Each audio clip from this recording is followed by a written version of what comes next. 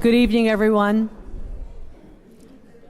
This is a special regular meeting of the South Kingstown Planning Board. The date is Tuesday, June 11th. The time is 6:30 p.m. The first item on our agenda is roll call. Joe Murphy. Here. Susan Axelrod. Here. Ron Bapathier. Here. Peter DiStefano. Here. Caper Wilson. Here. Elizabeth Karp is absent, and Maria Mack is here. We have no items on our consent agenda, which brings us to subdivisions and land development projects. We have a few changes on the agenda this evening. I will defer to staff to explain those. So, Madam Chair, thank you. Jamie Rabbit, Planning Director. With regards to Agenda Item D, Subdivision and Land Use Development Projects, Agenda Item 2, which is 57 Main Street, and Agenda Item 3, which is South Shore Village and Country Club, there was an administrative error on behalf of the applicant with notification, primarily signage on the property. So I'm going to ask you if you can move those two agenda items up in your agenda. You would need a motion second and favorable votes on that so that we can handle those administratively and then continue with agenda item D1, Village at Broad Rock. Thank you, Jamie. To be perfectly clear for the members of the public, two items on tonight's agenda: 571 Main Street, which is a change to a previously approved plan, and South Shore Village and Country Club, which is a public hearing, change to a previously approved plan, are going to be continued. We're going to move them forward on the agenda and vote to continue them to our July 23rd meeting. So we will begin with 571 Main Street, and this is due to an error in advertising on the part of the applicant. Would someone on the planning board like to make a motion to continue this public hearing to July 23rd? Madam Chair, before Yes. you do, can you have a motion to adjust the agenda? Yes, and include in that motion an adjustment to the deadline, which currently is June 24th. Jamie, what was your idea on the deadline? Andy? Just You got to move them up first and then take each one at a time. Okay. 571, yes. I'll second. We have a motion from Peter, a second from Joe on 571 Main Street. Is there any further discussion? Hearing none, all those in favor say aye. Aye. Motion carries. So, Madam Chair, with regards to 571 Main Street, there's a requirement contained within the town's land use regulations that notification is placed on the property. Notification was not placed on the property. We became aware of this in conversations with Bill Landry, representing the applicant. So the suggestion is to open the public hearing this evening, not take any testimony, continue the public hearing to July 23rd. In doing so, we would need an extension from the applicant. Mr. Landry is here, and I'm sure he can attest to that this evening. Thank you, Jamie. We did make the motion to continue the meeting to our July 23rd session. You just made a motion to move it up. Move it up in the Move it agenda. up first. You haven't made the motion to continue it yet. Okay. So could we have Mr. Joe, can Landry put on the record agreement to continue to extend the deadline? Yes. Good evening, Madam Chair, members of the board. Attorney Matthew Landry on behalf of the applicant, Roland Fiore. We apologize to the board for the technical issue with the notice. Out of an abundance of caution, we agreed to the continuance and the extension of the appropriate deadline to July 20, was it 23rd? 23rd would be the next public hearing date. So we would agree to the appropriate deadlines to be extended accordingly. Thank you. So now a motion will be in order to continue the public hearing to July 23rd. I move to continue the public hearing to July 23rd. We have a motion from Caper. Do we have a second? Second from Peter. Any further discussion? Hearing none, all those in favor say aye. Aye. Motion carries unanimously. Thank you. Next item. Madam Chair, if I may, just for clarification, the public hearing has been continued to July 23rd, Town Council Chambers, 6:30 p.m. So for those of you who may not have been able to hear Mr. Rabbit, that item has been continued to July 23rd, Town Council Chambers, where you're all located now, at 6:30 in the evening. Next agenda item, moving the agenda up, if someone would like to make that motion, South Shore Village and Country Club. I'll make a motion to move that item up on the agenda. We have a motion from Susan. Do we have a second? Second from Peter. Any further discussion? Hearing none. All those in favor say aye. Aye. Motion carries. So, Madam Chair, similar to 571 Main Street, South Shore Village and Country Club's request to change a previously approved condition associated with their project. Again, there was a failure for the notification on the property and consultation with the applicant's representative. Our recommendation is to open the public hearing, take no public testimony, and continue it to July 23rd, so there will be no violation of due process. Thank you, Jamie. So we will open this public hearing and asking for a motion to continue this to our July 23rd meeting. Would someone like to make that motion? I'll make that motion to continue the meeting as long as the applicant gives us the corresponding extension. We have a motion from Joe. Do we have a second? Second. Yes. Understood, Mr. Landry again. Thank you, Madam Chair. Again, Attorney Matthew Landry on behalf of Envine LLC, the petitioner. We authorize the appropriate extension of the deadlines. And just one additional thing, just for the record, to clarify, this petition was submitted as a request under the Unified Development Review process. Yes. We do think that the notice, the agenda and the notice going forward should also include a notation that it's being reviewed under that procedure. I think it's important to note that because there's a request for a modification to both a DPR approval of the planning Right. board as well as the removal of a zoning condition.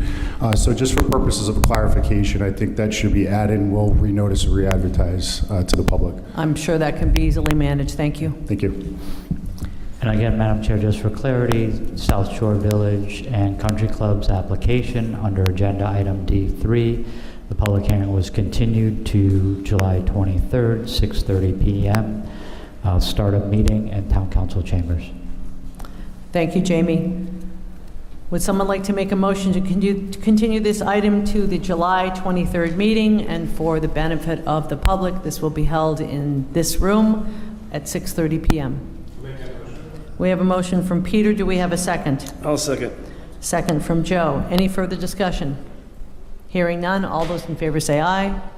Aye. Motion carries. Thank you.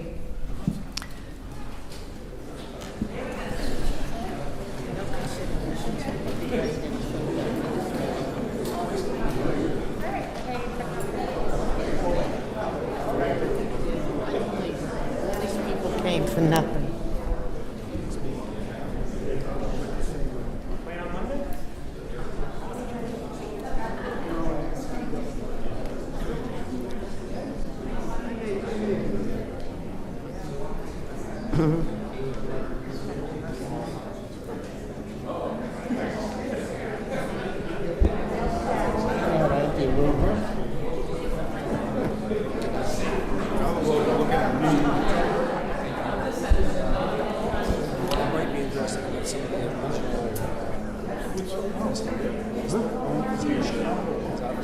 I'm 79. I can look any way I want.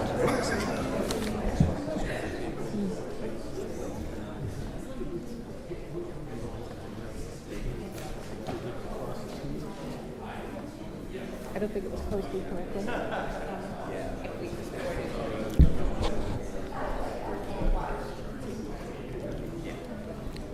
Continuing on to our next agenda item is a public hearing, conceptual master plan, major subdivision, flexible design residential project, Village at Broad Rock. And if folks could just keep the volume down as you're heading out.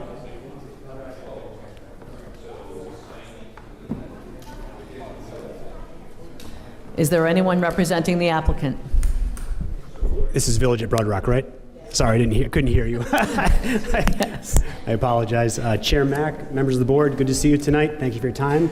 I know you've been busy lately, and tonight is no exception. So James Callahan of Callahan & Callahan, 3 Brown Street in Wickford, here on behalf of Stephen Clark of New England Properties LLC, the applicant who is here tonight.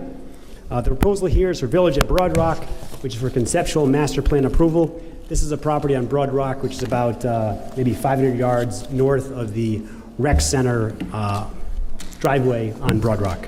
The site includes 16.5 acres and is on the west side of Broad Rock. Steve and his family have owned the properties for decades, and we're here now proposing a flexible design residential plan pursuant to your subdivision regulations. We have reviewed the staff report and is very comprehensive and lays out the project in great detail, and we appreciate the staff's effort in that respect. Just for context, as you recall, we were here before you in February. We have since withdrawn that application. This is a new application under the new state laws effective January 1st, 2024. The lot is in an R40 zone, and again, is 16.5 acres. Based on the square footage and the yield, we could potentially have 13 lots. So that's the yield plan. We proposed that 3 of the 13 be affordable, and based on the new state law passed in January regarding inclusionary units, there's a bonus of 2 lots for each affordable unit. So 3 affordable units times 2 is 6, and 6 plus 13 equals 19 total units. Notably, since we were here last, we are no longer asking for any waivers. Mr. Bean from Commonwealth will explain in detail that he has performed all of the soil evaluations or test holes required, and there's no need for a waiver there. We've increased the buffers and also addressed the open space, so there's no requirement for any waiver there either. We believe the project meets all the requirements of the FDRP. We're preserving all stone walls on site, and we think this will be a pleasant private street providing new, affordable, market rate housing in an area close to downtown Wakefield, the junior high school, Peacedale, the rec center, and the YMCA. It's really an enviable place to live. So overall, again, we believe the staff report reflects much of what the project encompasses, and we, again, appreciate that. I think Mr. Carter is here. I'd ask him to come up and explain the layout. Thank you. Thank you. My name is John Carter. I'm a registered landscape architect. I think, as James pointed out, this project's been in front of you several times. So the site, I would imagine you'd be familiar with the existing conditions at the site, but I can walk them through really quickly. So the site, as displayed up on the screen, north is up, and east is to the right, and Broad Rock Road runs along the east. The site fronts on Broad Rock Road. It extends westerly down to the property line, which is the Saugatucket River. The site is fairly gently sloped for the first 500 feet west of the road, probably about a 1% to 2% slope approximately, and then it's about a 5% to 6% slope down to the existing river. The site has a single-family home on it and a couple of outbuildings, and is the westerly portion of the site is treed, primarily oaks and maples, and the easterly part of the site is generally disturbed through just residential activities, signs of some old farming or something going on, so it's fairly clear of vegetation. As James said, the project that's submitted proposes 19 lots. The property is 16 and a half acres in size. The wetland, there's a small wetland associated with a river, about 1.6 acres, and that's been flagged by and submitted to DEM. The land suitable for development ends up being 14.8 .88 acres. This is, the underlying zoning on this site is R40. So the required open space in the R40 is 50%. The total which would be 7.44 acres. The total open space provided is 10 acres, and the proposed land to be developed is 5.9 acres. The project was submitted under the FDRP ordinance. It has been reviewed by this board. It is under a new application, but it's essentially the same proposal, except we did make some revisions in response to comments from the board. And if you could put, I don't know if you have the rendered plan, Jamie, or who's ever put the plans up, Ryan? Just give me a second.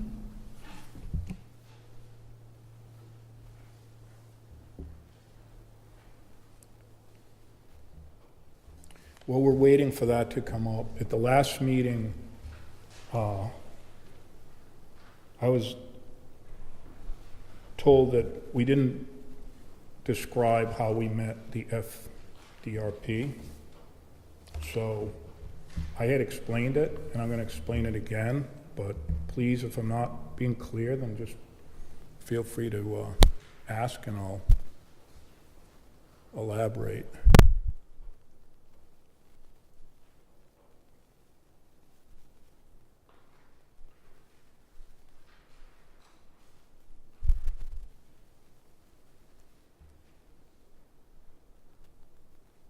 Which Ryan, if not, just put up the proposed plan. That's okay. Just so I can speak to it and everybody knows what we're looking at.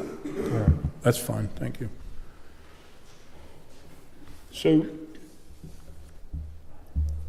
in the ordinance, there are two sections, and I'm actually using your staff report, which is very thorough, and I know that you all have it, and I'm using it sort of as a guideline, but I'm not going to duplicate a lot of the things that were said there unless you want me to. So the first section under the FDRP talks about the purpose, and the purpose, there's 9 items listed. Those are really what the council considered when putting the ordinance in place, the purpose of it, and what the goals were with this ordinance. The part that we focus on, we meaning the design team, is the process. And the process is explained in 5 steps. And I'm going to walk you through the steps so you know what we did and how we got to where we are.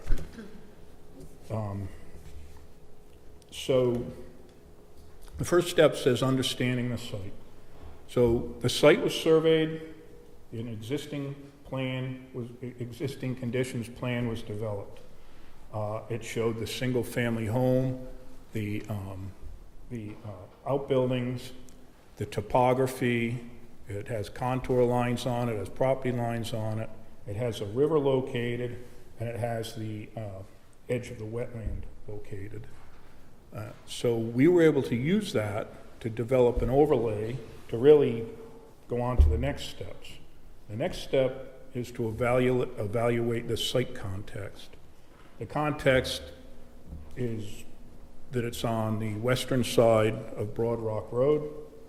It abuts the Saugatucket River to the west, and then townland is to the west of the river, the townland where the transfer station is.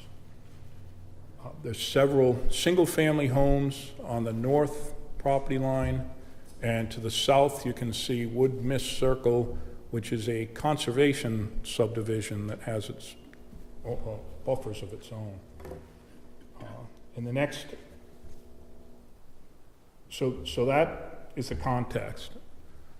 The next step is to designate the open space, and the criteria for that we use is to try to determine the most sensitive areas of the site and protect them. That's the theory behind doing the flexible design or conservation subdivision, and which has been around for quite a few years. So the most sensitive part of this site, in our opinion, is the river, the contiguous wetland to the river, and the vegetation or buffer that's adjacent to the river. It also happens to be on the steeper slopes, which would be the least desirable of the two possibilities. So the proposal, the development is proposed on the flatter portion of the site. The other part of open space is, in addition to that natural resource, is the adjacent properties. So as I said, to the west is the road, but to the north are several residential homes, and we've proposed a 50-foot buffer along the entire north property, a 100-foot buffer along Broad Rock Road, and a 50-foot buffer along the southerly property. Those are the requirements in the ordinance, and we've met all of those for buffer and for open space. So the next step is location of development areas. So that's essentially taking the remaining space and doing the engineering necessary to lay out the lots. I'm going to let Tim Behan from Commonwealth, the engineer, talk about the drainage and the calculations for the number of lots, inclusionary lots, and that type of thing. But I want to reiterate that the R40 zone is what the lot is located in. The FDRP requires the lot geometries to meet the geometries or dimensions of an R10 zone. And all these lots fully conform to the dimensions under the R10 zone. We made, from the last time you saw this, we made a couple of changes at the behest of the board. We had interior open space where that road wraps around. We had it in the middle. We were asked to add that to the river buffer, which was done. We were asked to move the drainage basin as far away from the river buffer as we could, and that was also done. So, and then the last step is to draw the lot lines, which you can see here, and that involves the sort of geometry that as I just described. So the only outstanding waiver request identified in the staff report had to do with the soil testing, and as you heard from James, that's been done also. So the project as proposed meets every requirement in the FDRP. In our opinion, takes full advantage of the FDRP and is designed to accomplish what it's intended to do. Mr. Carter, just to clarify, so the soil evaluation for all of the lots has now been done for OWTS? Yes. Is that correct? That's correct. I wasn't there, but Thank you. Mr. Behan was. Any questions from Mr. Carter? Robin? And then Joe? Yeah, so just briefly, could you help me? I don't think I was here for all the meetings. So in terms of the buffer in front of the river, so how is that maintained? Is it wooded now? Is there fencing? Good question, and I actually should have mentioned that. One of the other requirements is that the open space be a separate lot. So it's its own independent lot. This is a private road, and the association will own the open space. Typically, maybe a fence, well, first of all, it's in the deeds. It's deeded, the covenants, the protection is in the deed. So no one individual can go in, actually, nobody can go in and make any alterations to it. How's that enforced? I mean, typically, with small buffers on individual lots, we'll put like a stone bound or a wooden post or something. Sometimes we'll use a fence, but we can come back at the preliminary with a proposal. That's a fair question, because even well-intentioned people, they kind of Start creep along mowing further and yeah. further, yeah. So it'll have to be demarcated. Thank you. Joe? At the last meeting, one of the things that we had talked about, and I know I specifically had requested, was a little more information for the entranceway, perhaps a elevation. Not that long ago, we had a project that came in front of us that was on South Road, and the board spent a lot of time on that entranceway, trying to make sure that it maintained the scenic value and that it was kind of understated.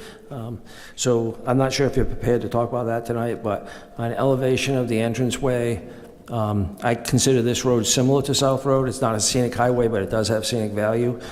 So what it looks like as people pass by, and again, kind of looking for that understated, not necessarily looking at a great big subdivision as you're going by. So whenever, if you want to talk about that now or some other time, but that is something.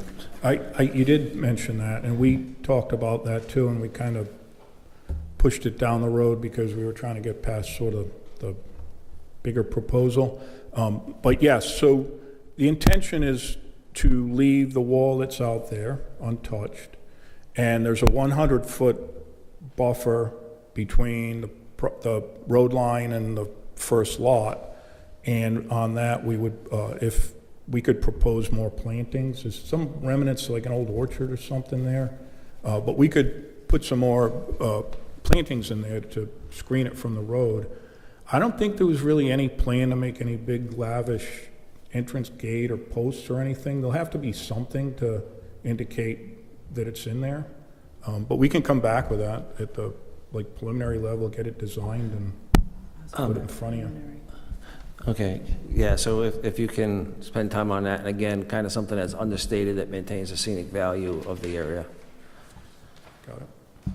And Mr. Carter, you would be able to provide that streetscape view at the preliminary stage of review for us? So that you don't need to do it at this point? Yes. Very good. Other questions, comments from board members? Susan? So I would like to just clarify for my own use how you calculate land suitable for development, and whether or not any part of the 200-foot buffer can be used in that calculation. Because theoretically, I think it's a buffer. Is that then in turn land suitable for development? And so I looked at the regulations in our town, and in Article 3, it lists land that's unsuitable for development, and then it lists including the 100-foot or 200-foot riverbank wetland. So can I just clarify that indeed the land suitable for development includes the buffer at the wetland? Yeah, it does include the buffer. It doesn't include anything below the wetland line, but it does include the buffers. Okay, so, sorry, what does then buffer mean? If it means that if you can build in the buffer? What's the purpose of buffer, if that's what you can do in the buffer? So sorry. these are all DEM regulations. Those are established by DEM. I think some of the language in our ordinance is sort of a leftover from DEM's most recent update of the wetland regulations. But basically, we're allowed to exclude the wetlands. We are not allowed to exclude the buffers. And Andy, correct me if I'm wrong. I believe that's state law. Yeah, I think they're not allowed to build in the buffer by the state regulations, but they can include the buffer in the developable area of their lot for getting their yield calculations and their lot layout, because we cannot exclude it. The state has basically taken over the wetlands jurisdiction completely. So where it is a wetland, we exclude that. That's not developable. Where it's a buffer, it's technically developable area for all of the calculations, although they can't physically build in it because of the DEM regs. Although presumably if they got a variance from DEM, they could build in the buffer if they happen to get it. But basically, that's why they're overlapping jurisdictions and overlapping definitions. And just, Susan, if the project moves forward, that's a separate lot, the whole open space lot, and then the town has some control over that too, because as part of the approval process, you can enhance whatever protections you want, and it can be no alterations whatsoever, that entire open space lot. Sometimes they allow recreational trails, but no clearing, no construction of any sort, no grading, no alterations at all. So it's protected. You can call it a buffer, you can call it open space, whatever. So in this case, your HOA will retain ownership of that land? That's Or correct. you're not deeding it to the town? No, I don't believe so. I don't think the town wants it. Okay. Thank you. Thank you, Andy. Joe? Can I also ask then about the easement and whether or not that portion of land is included in land suitable for development? There's an easement on the property too. I don't think that was excluded from land for development. I'm going to pass the baton because I think Tim knows that much better than I do. Okay, thank you. Thank you. For the record, my name is Timothy Behan, professional engineer with the firm Commonwealth Engineers, Providence, Rhode Island. And to specifically address that one question, the language in the ordinance says it needs to be above ground utility type easements, say electric lines or power lines or something like to that effect. Doesn't include detention, like a detention pond easement. It doesn't include an access easement, something like that. It specifically says above ground utilities.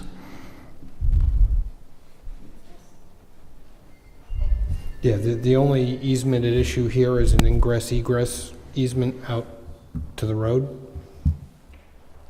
So there's nothing there above ground to obstruct. Okay, thank you. Joe? I was wondering if Mr. Carter could talk a little about the stone walls to the site, and which ones you're going to remove, how you're going to try to preserve them, will you reuse some of the stones? The majority of the stone walls, Just, Mr. Carter, before you move on to that, because I had a question parallel to Mr. Murphy's.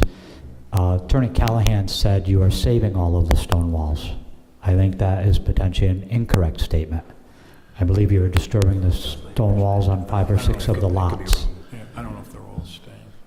I think Mr. Behan can address that in more detail.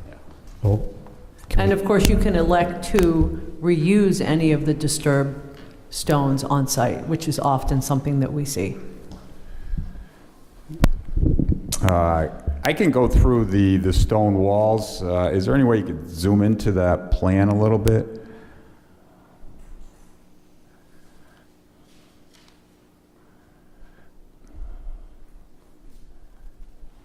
I mean, my eyes aren't the best, but you can see, if you keep that screen, you can see lot 15, where the mouse is.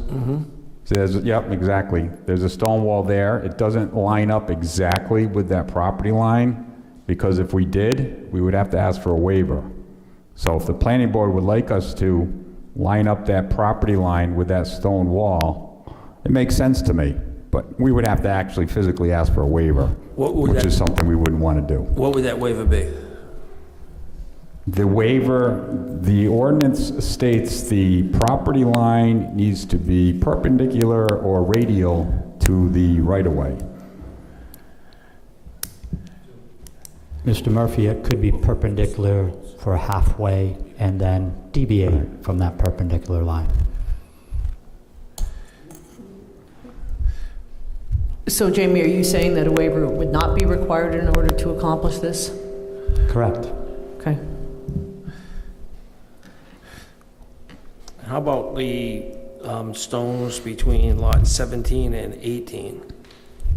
I just consulted with the applicant, and the applicant has agreed to relocate any stone wall that has been displaced. So we can come up with a plan, a preliminary plan showing those sections and where they will be relocated. If you could do that, in an ideal case, obviously the stone walls to line up with the property lines, where 15, 17, 18. It looks like, if you look at the stone wall which comes down in the open space, and then if it came along the southern property line of 15, Yeah. and if we had the opportunity to reuse some of the other stones that's being removed from the site, and then from there go from 15 to the southern property line, that may provide a nice barrier for the open space, although it may not line up directly with the open space. It would be a good reuse of maybe all those stone walls. Sure. And if something's close, like you can see the stone wall between lots 17 and 18. It's practically along the property line, but it's not exact. So it's my understanding, we can make that tweak and we don't have to ask for a waiver at preliminary plan? That's, So just for clarity, the line needs us, the intent of the regulation is the line starts perpendicular. But there's nothing in the regulations that say that property line had to go back 400 feet. yeah, Regulation doesn't mean that you can't deviate along that 400-foot course. It just means as it connects to the Sure. street, it for a reasonable period of length of time, should hold 90 degrees. It's not intended to come in a foot and then turn 45 degrees in, to some dumbbell Yeah. type scenario. but for example, you see lot 17 and 18. I mean, technically it's not 90, but it's pretty close to 90, that stone wall. It may be 80, 82 or something to that effect. It's not a big deviation. Again, the lot line could be adjusted to the east, and I would say for the first maybe 20 to 30 feet, it would be pretty close to perpendicular, at least probably split Yep. 17 and 18, and then I think a deviation would not require a variance or a waiver from the regulations. Okay, and we can work that out, maybe some plans back and forth with the planning department, and try to save as many in their existing spot, obviously, instead of relocating them. That makes a lot of sense. Many applicants have found that reuse of the stone walls and making minor adjustments help contribute to the attractiveness and value of the site as a whole. Sure. Madam Chair, before you get off of stone walls again, I just find it somewhat disconcerting when someone testifies that they're not disturbing any stone walls on the site, and then someone says when they laid out, they considered all the location of the stone walls, but yet the cul-de-sac blows through 2 stone walls. Lot 11's house goes right through the middle of a stone wall. Lot 4's house goes right through the middle of the stone wall. Lot 8 and 7. So this layout could have been adjusted to have property lines along stone walls. But it can't be adjusted if the applicant wants to potentially maintain 19 lots. Similar to the testimony that the importance of the open space as a critical factor to adhere to the design principles contained in the regulations, the Dodson Residential Design Manual, Ian McCard's Designing by Nature, kept the interior of this development as open space, to only see a month later 4 house lots in the open space that a month earlier they said was so important to maintain as character to the development. So again, I understand Mr. Carter's goal is to maintain 19 lots for his client, but it goes against some of the testimony that we've heard tonight and in the past. So fortunate that that statement has been corrected this evening, and that moving forward, the applicant plans to utilize the stone walls and make adjustments, and that can certainly be in our conditions of approval, and perhaps, Jamie, you can come up with appropriate language to allow that to happen. Can we ask that at the preliminary stage that we get a drawing for stone walls and that it specifically address reuse, facilitation of open space, and alignment with property lines. And just for Good language, actually. And just for reference, I apologize. I made the statement that stone walls won't be disturbed. I think I got mixed up in the various meetings we had over the course of 6-7 months. My apologies. And some of the stone walls aren't actually completely constructed stone walls. They're like stones lying in the ground in a row. So we can provide pictures of those too in advance, just so you know what we're dealing with. And we understand you're not a landscape architect, so. If that's it, I'd just like to get a couple minutes of testimony in, just engineering-wise. Certainly. Okay, let's talk about the water. This is going to be serviced by Public Water. Viola Water has issued a letter to us, which is in your packets, that they will provide water for this development. And they've also done a hydraulic model which supports the pressures and supplies volumes of water needed for this development. For sanitary sewage disposal, this area is serviced by on-site wastewater treatment systems that is highly regulated by the Department of Environmental Management. And so these septic systems will be designed and permitted by DEM. We have done soil evaluations recently. We have done 2 soil evaluations witnessed by DEM for each of the lots on May 7th and May 8th. And we recently, I think yesterday, just transmitted those results from DEM to the planning department. In summary, there was 38 holes done, and 36 of them had 96-inch deep water tables, and 2 of them had 84-inch deep water tables. So we have a nice deep water table site.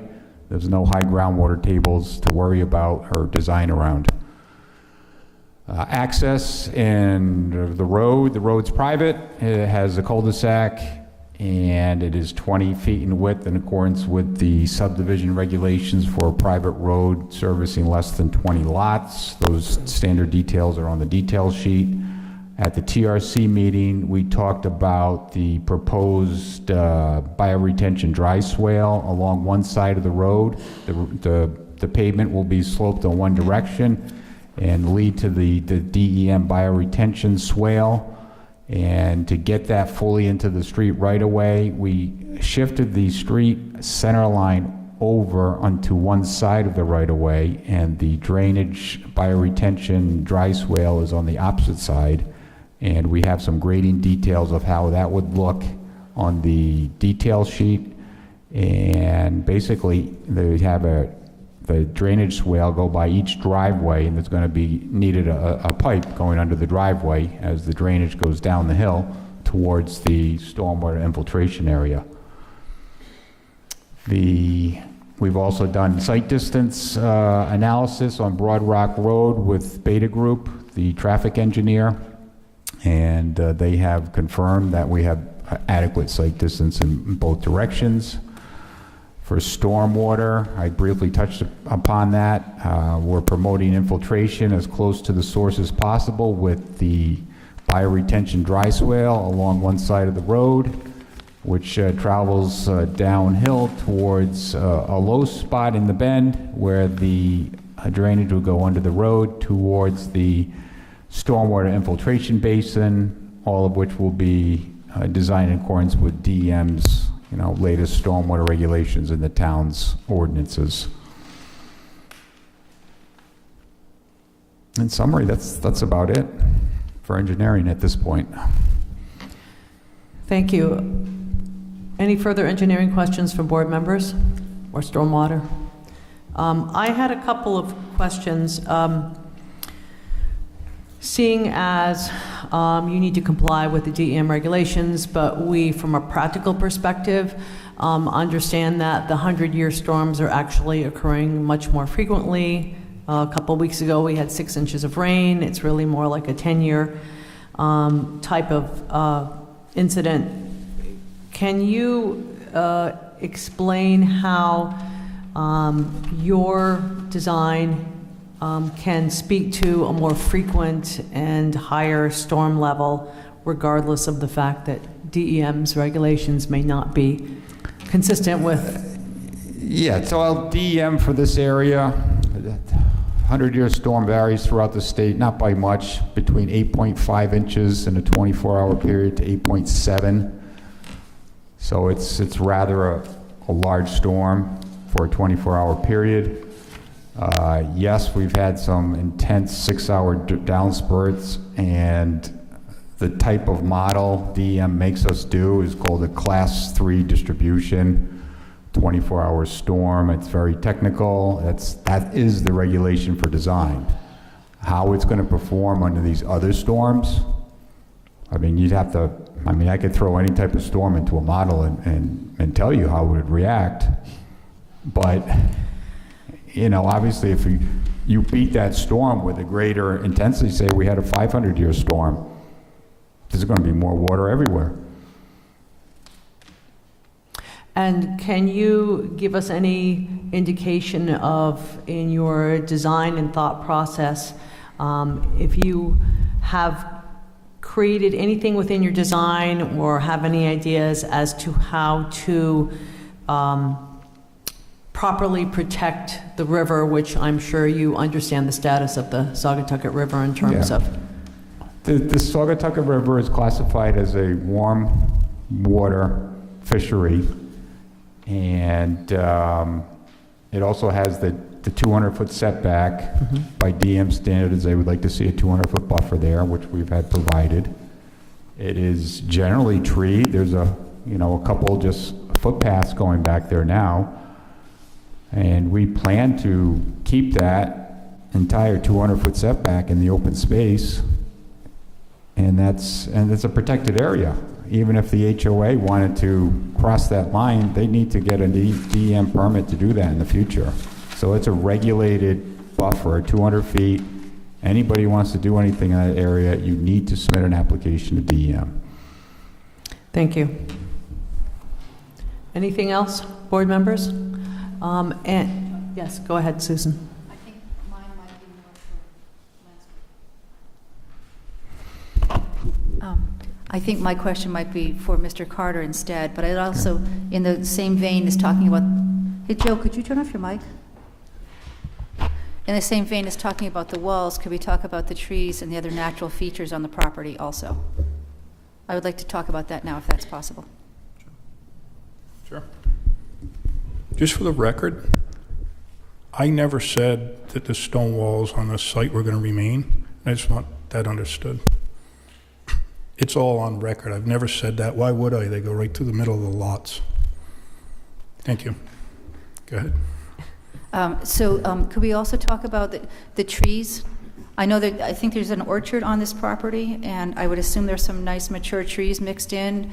Is this a big old clear-cut operation, or do you have a conservation issue with how to save some of the trees on the property and keep it a more natural landscape? Well, okay. I'll let Steve answer that. My name is Stephen Clark.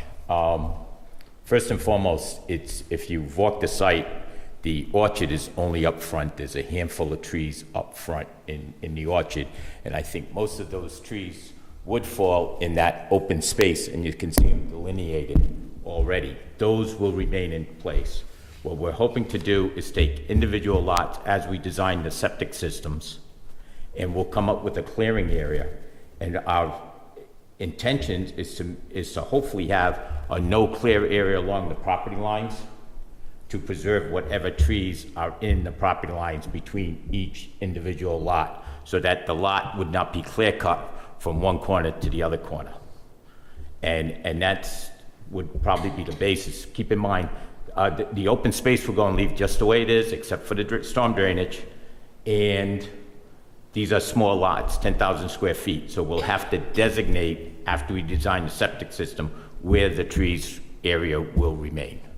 And just as a follow-up, what I'd like to do is to meet with the town engineer on the stormwater retention basin and figure out what he feels comfortable with above and beyond the DEM regulations for us to clear. That's also what you'd feel comfortable with for additional clearing to accommodate the stormwater. If that's Yeah. Good. Yeah. Okay.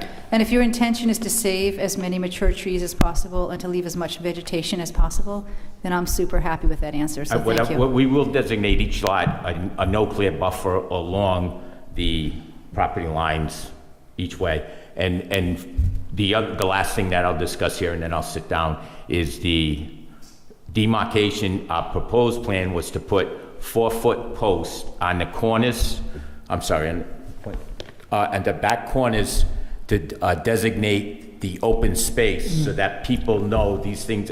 If you put a boulder there or a stone there, they're going to think it's part of the natural landscaping. But if they see a 4x4 post with an OS on top, they'll know that's the start of the open space. But you may not especially have cleared to that space. Oh, no.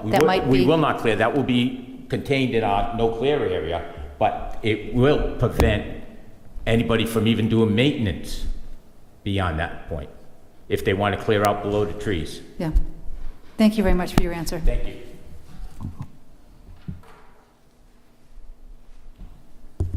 Any other questions related to landscaping or engineering or any other matters? Robin? I was wondering if the lots are going to be for sale or whether you're going to put the houses on the lots. We have no. Just please, Mr. Clark, restate your name for the record. Stephen Clark. We have no intentions of building any homes there. We will be selling the lots. Thank you. Susan? So I guess I have a procedural question. If the intent is to not clear more than necessary, how is that information communicated to a potential third-party builder? So just, if I may, Madam Chair, the development of an individual lot that's being sold on the open market, just, take the first lot, lot number 1. It's relatively small in size. If you look at the proposed house with a garage, there's probably 15 feet on the west side, maybe another 15 on the east side, in a small backyard with a septic system. Understand that if that area was forested, that entire lot gets cleared. Same thing for 2, 3, maybe you save a little, but the issue is if on lot 3 to the west of the proposed garage, the left-hand side of where Brian has put the arrow, so you put a 10-foot no-cut buffer. From a practical standpoint, it is literally unenforceable on the code side. Because someone cuts down a small maple tree there. Neighbor calls us, we go out, there's a 6-inch stump there. It's difficult. The question is now what? We have municipal court, there's a penalty, could force them to replace the tree, but I think the planning board needs to realize what this is. This is a development on very small lots within a vegetated area, and in order to develop these lots, the majority of this acreage, if it's all, from a forested standpoint, that vegetation gets removed. And to identify one tree on a property and make it regulatory is just extremely difficult, whether it's 2 years from now or 22 years from now, for the town to enforce that type of stipulation. I think what would be more appropriate is putting landscaping within the HOA's control, putting landscaping within the private right-of-way for the road that is in the control of others from an enforcement standpoint. We have a prime example in Michaela Court where there are these private open space buffers that the HOA can't enforce. The town has limited resources to know what was and wasn't cut. Now, I use the example of the 6-inch stump. Suppose the 6-inch stump is gone. Even with aerial photo and photography, we still may not have the ability to say whether a 6-inch stump or a 4-inch stump was there or remaining.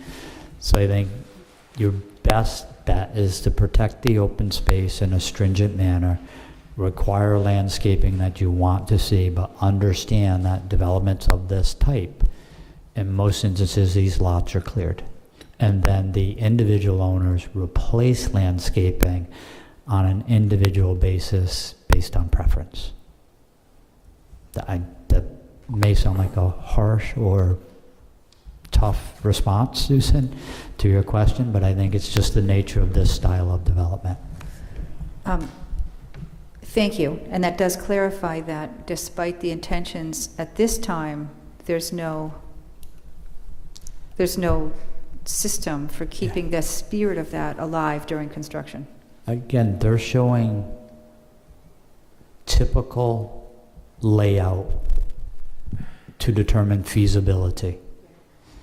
Now, I am, those house footprints will probably vary substantially. And to their point, they're being forthright and telling you these are going to be put on the open market, and then a builder and or developer will determine what a individual lot owner wants to build there within the setbacks established within the lot. I'm so sorry. So the individual builder, whether it's one person that buys the whole lot or individual builders, will determine the house placement and the septic system placement. Septic system placement is determined by DEM. There's some movement that can occur on the property, but these are relatively tight sites. You look at lot 19. That's the first lot, bottom right. Sorry, Brian, right there. If you look at the proposed setbacks, the front of the house is at the front setback, the left is at the, that's pretty much where a house has to go. There can be a small triangular addition to the right, but whether that's 2 stories or 3 stories, as long as it's built within the dimensional confines of the zoning regulations, that house could be modified slightly. But I think from the placement on lot 19, giving that rectangular with a triangle appendage to the east, you're looking at a fairly representative footprint of that home. Just behind it, to the bottom left, is the proposed septic system. You got to put some in-ground storm drainage for the roof leaders. You have a driveway that's proposed. There's not much left after that.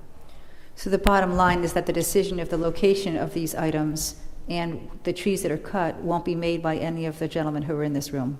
Potentially, yes. Okay. Thank you. I'm a little perplexed.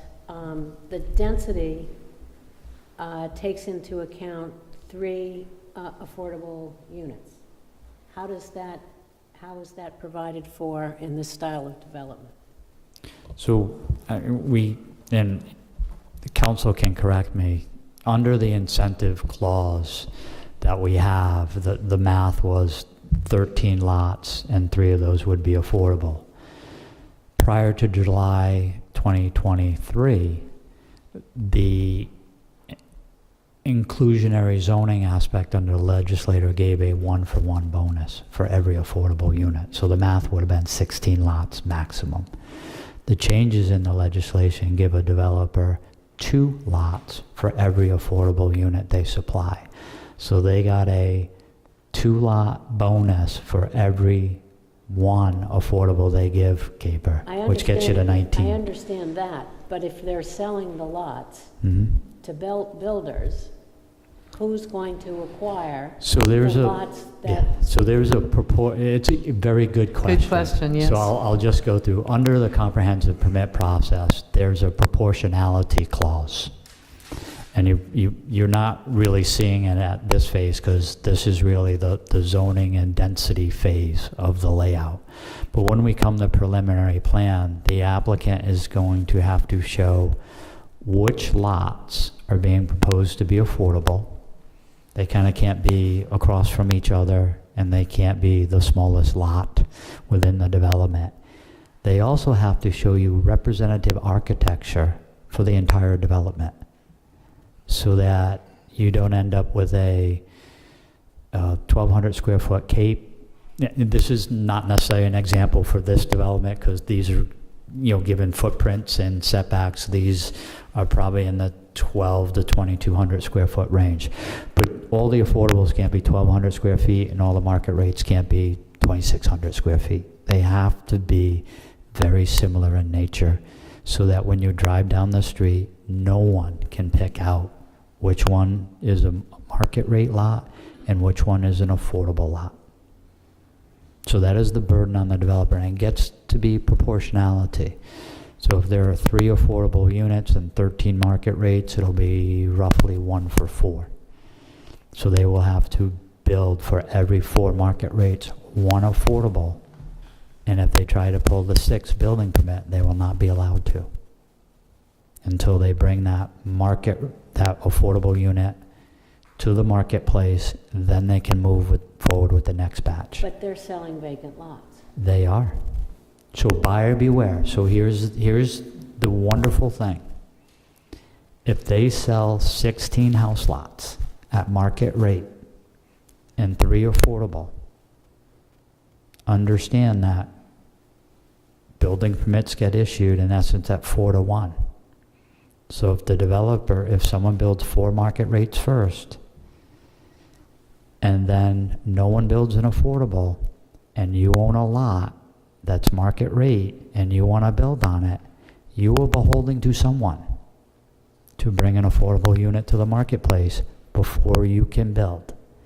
This has been a mistake the town has made in the past, primarily Michaela Court, where every single market rate house was built, a lot was sold, all the units were built, and then the town wondered when they would get the affordable units. So the state law says proportionality. Everything has to be built in a proportional manner. So buyer beware.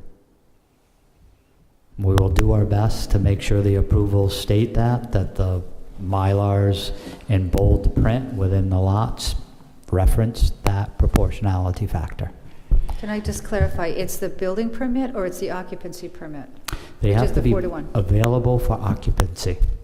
They don't have to be sold, they have to be available for occupancy. So they could be built, just not occupied. Correct. Available to the marketplace. So they could build 13 houses. They could They build just can't 13 they houses, just but can't only get occupy. COs on 4 of them. Okay. That's true. I believe the statute says they have to be built and occupied at the same rate.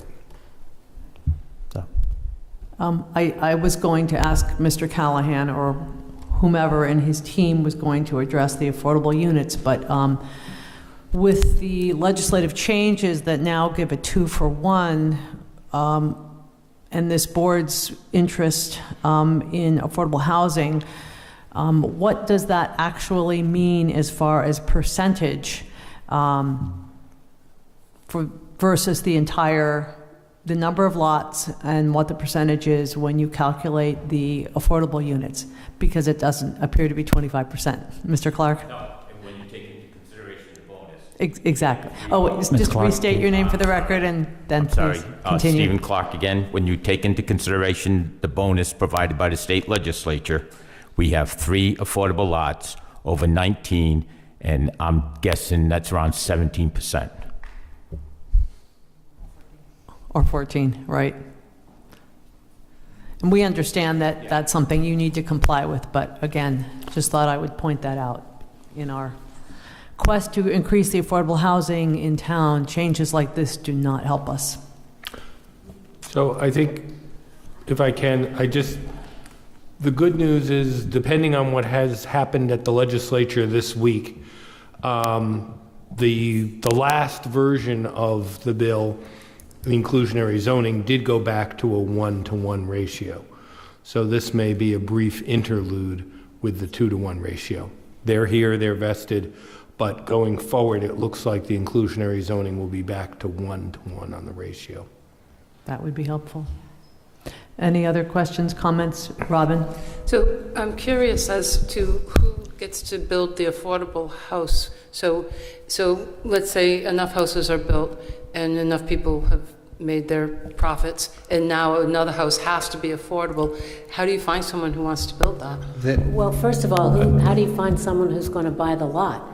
Exactly. Right. I think at preliminary, we're going to be looking for them to designate the lots that are going to be the affordable lots.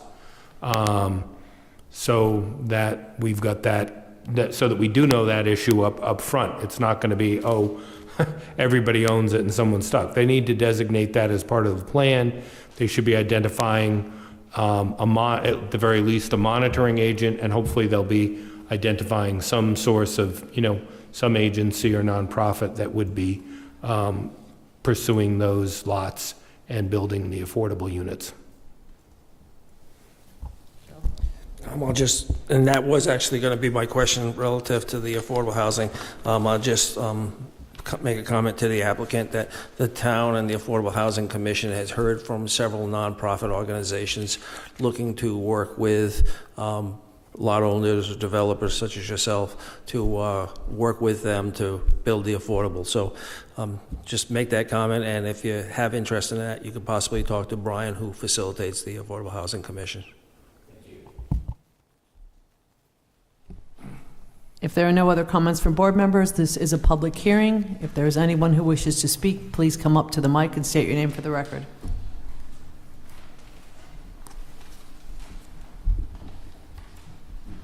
Bill McCusker from Friends of the Saugatucket. Just want to comment that we appreciate the changes that were made to utilize the center of the open space and the widening of the open space on the perimeter and the sides of the lot. That to me would be a wildlife corridor, and now it's a bit wider. To work on what Susan was mentioning about cutting trees in that part of the open space, it's tempting for the property owners to expand their yards all the way back to the very edge, which cuts the the wildlife corridor in half. So well, hopefully there is some sort of mechanism to keep, I know you can't track if one tree's taken down, but what if it's cut all the way back to the property line? So I think that's a concern. I also noticed that the retention pond in the packet that we got off online is just a bit different than the shape. But it's the same square footage. I couldn't see that sitting over there. It's just configured a little bit differently, but I do like the fact that it's shorter to the road. You don't have the pipe network going all the way to the back as in the original plan. So, from my opinion, I do appreciate the changes that were made. That's it. Thank you. Anyone else who wishes to speak?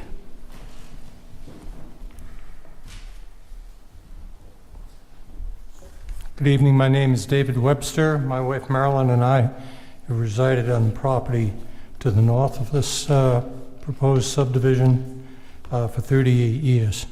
So needless to say, 19 homes going in next door is sure to be an impact on our lifestyle. However, we're glad to see that there is an open space around the perimeter of this property. But I would say that on a previous plan, I noted that I recall that there was a statement that the open space was to remain in its natural state. And on this current plan, I cannot find that statement. So I would like to make sure that that is going to happen, that this, all of the open space is going to remain in its natural state. The other thing about the open space is that we would like to see some type of language included in either the homeowners association or however the governing language is going to be to take care of this open space. Language that would eliminate or restrict motorized recreational equipment use in the open space. You've heard that there are trails already existing. It would be quite easy for an ATV to go in there or a dirt bike and open up these trails and use it to their own advantage. And we would like to do everything we could to ensure that that's not going to happen. Thank you for your consideration. Mr. Clark? Yes. David, with regard to that issue, James Callahan, our attorney, can send him the governing portion regarding the open space, and any comments that you would have, if you get them back to James, we'd appreciate it, because we agree with you on that. Thank you. Anyone else who wishes to speak?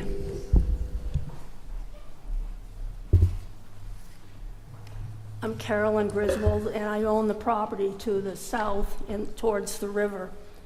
I appreciate what Mr. Webster just said about limiting any kind of motorized vehicles in the back. We've talked about stone walls. There's not a continuous stone wall along that back border. There's probably about 150 feet of just open space. I had most of the walls that I could rebuilt. I've been there for 40 years or more.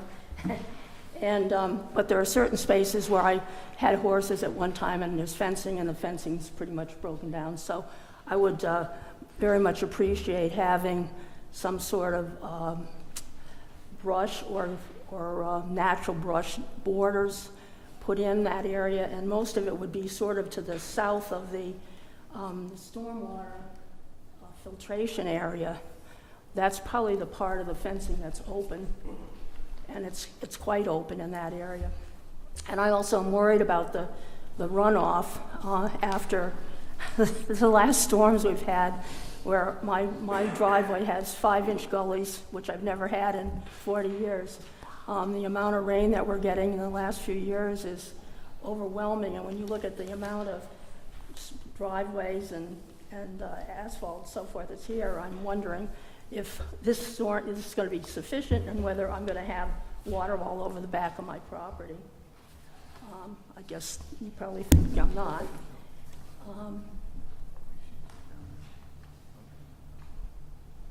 So I guess that pretty much summarizes it. Thank you. Anyone else who wishes to speak?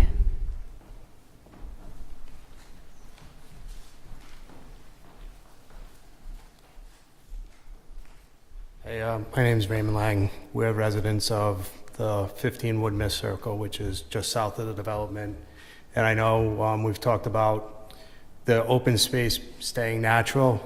That open space that's on the north part of my property is essentially a 15-foot gravel driveway now. So we're just hoping to get some screening, because, I mean, the traffic's quite a bit with just a gravel driveway. Now we're going to have a road with 19 houses. So in the summer, there's some scrubby foliage that's mostly weed-like that blocks it, but in the winter, it's wide open. So I don't know if from the entrance, say down to the first lot, maybe they could put in some evergreen type screening that's dare resistant.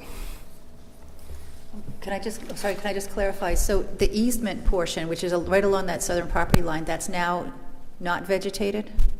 That's correct. There's south of the stone wall between my property and the stone wall, which is about 10 feet of the easement. That's there's not much there on their side of the stone wall. It is natural scrub, but it was, I believe, an electric company easement at one point, because that's where the power lines used to feed in. It's actually the existing driveway for the home. Okay. And that, we agreed at the last meeting. Could you just speak into the mic and just restate your name so everything is clear on the record? Yes.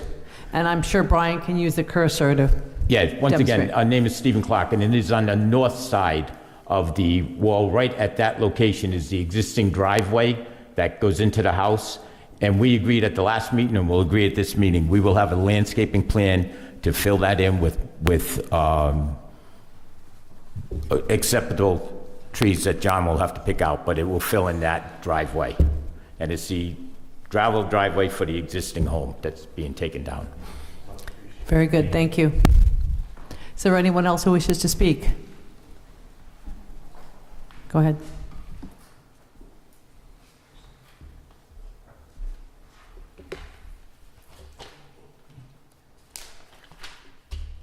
My name is Fred Sawyer, and I live at 35 Wood Mist Circle. I would be interested in knowing the 50-foot buffer that runs from, say, from house number 19, 18, 17, and 16. Now there's a 50-foot buffer between the stone wall and these homes. Is the buffer still going to be natural as it is today, or are they going to plant some trees, or just what are they planning on doing all the way along up to the end of house number 16?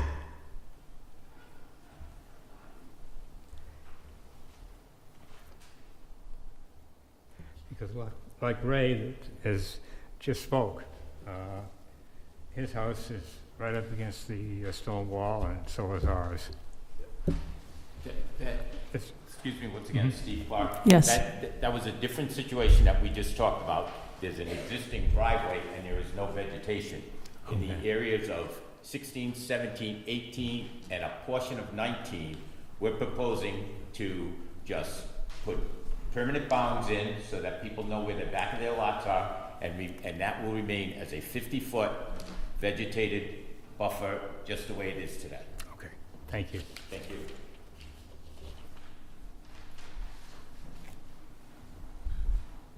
Susan, you had a question? I have a question, I think, for Mr. Carter. In the open space that we're talking about, which runs around the property, do you know what the composition of that open space is, and whether or not it's, healthy deciduous trees, or is it bittersweet and knotweed? Like, do you know what's in that open space now? So I'm a little bit concerned when I hear left in its natural state, if that natural state's not a good one.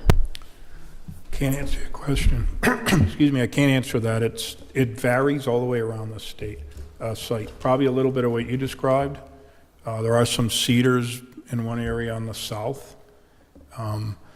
Excuse me, but I can't speak to the entire 50 feet all the way around the perimeter, what's in it.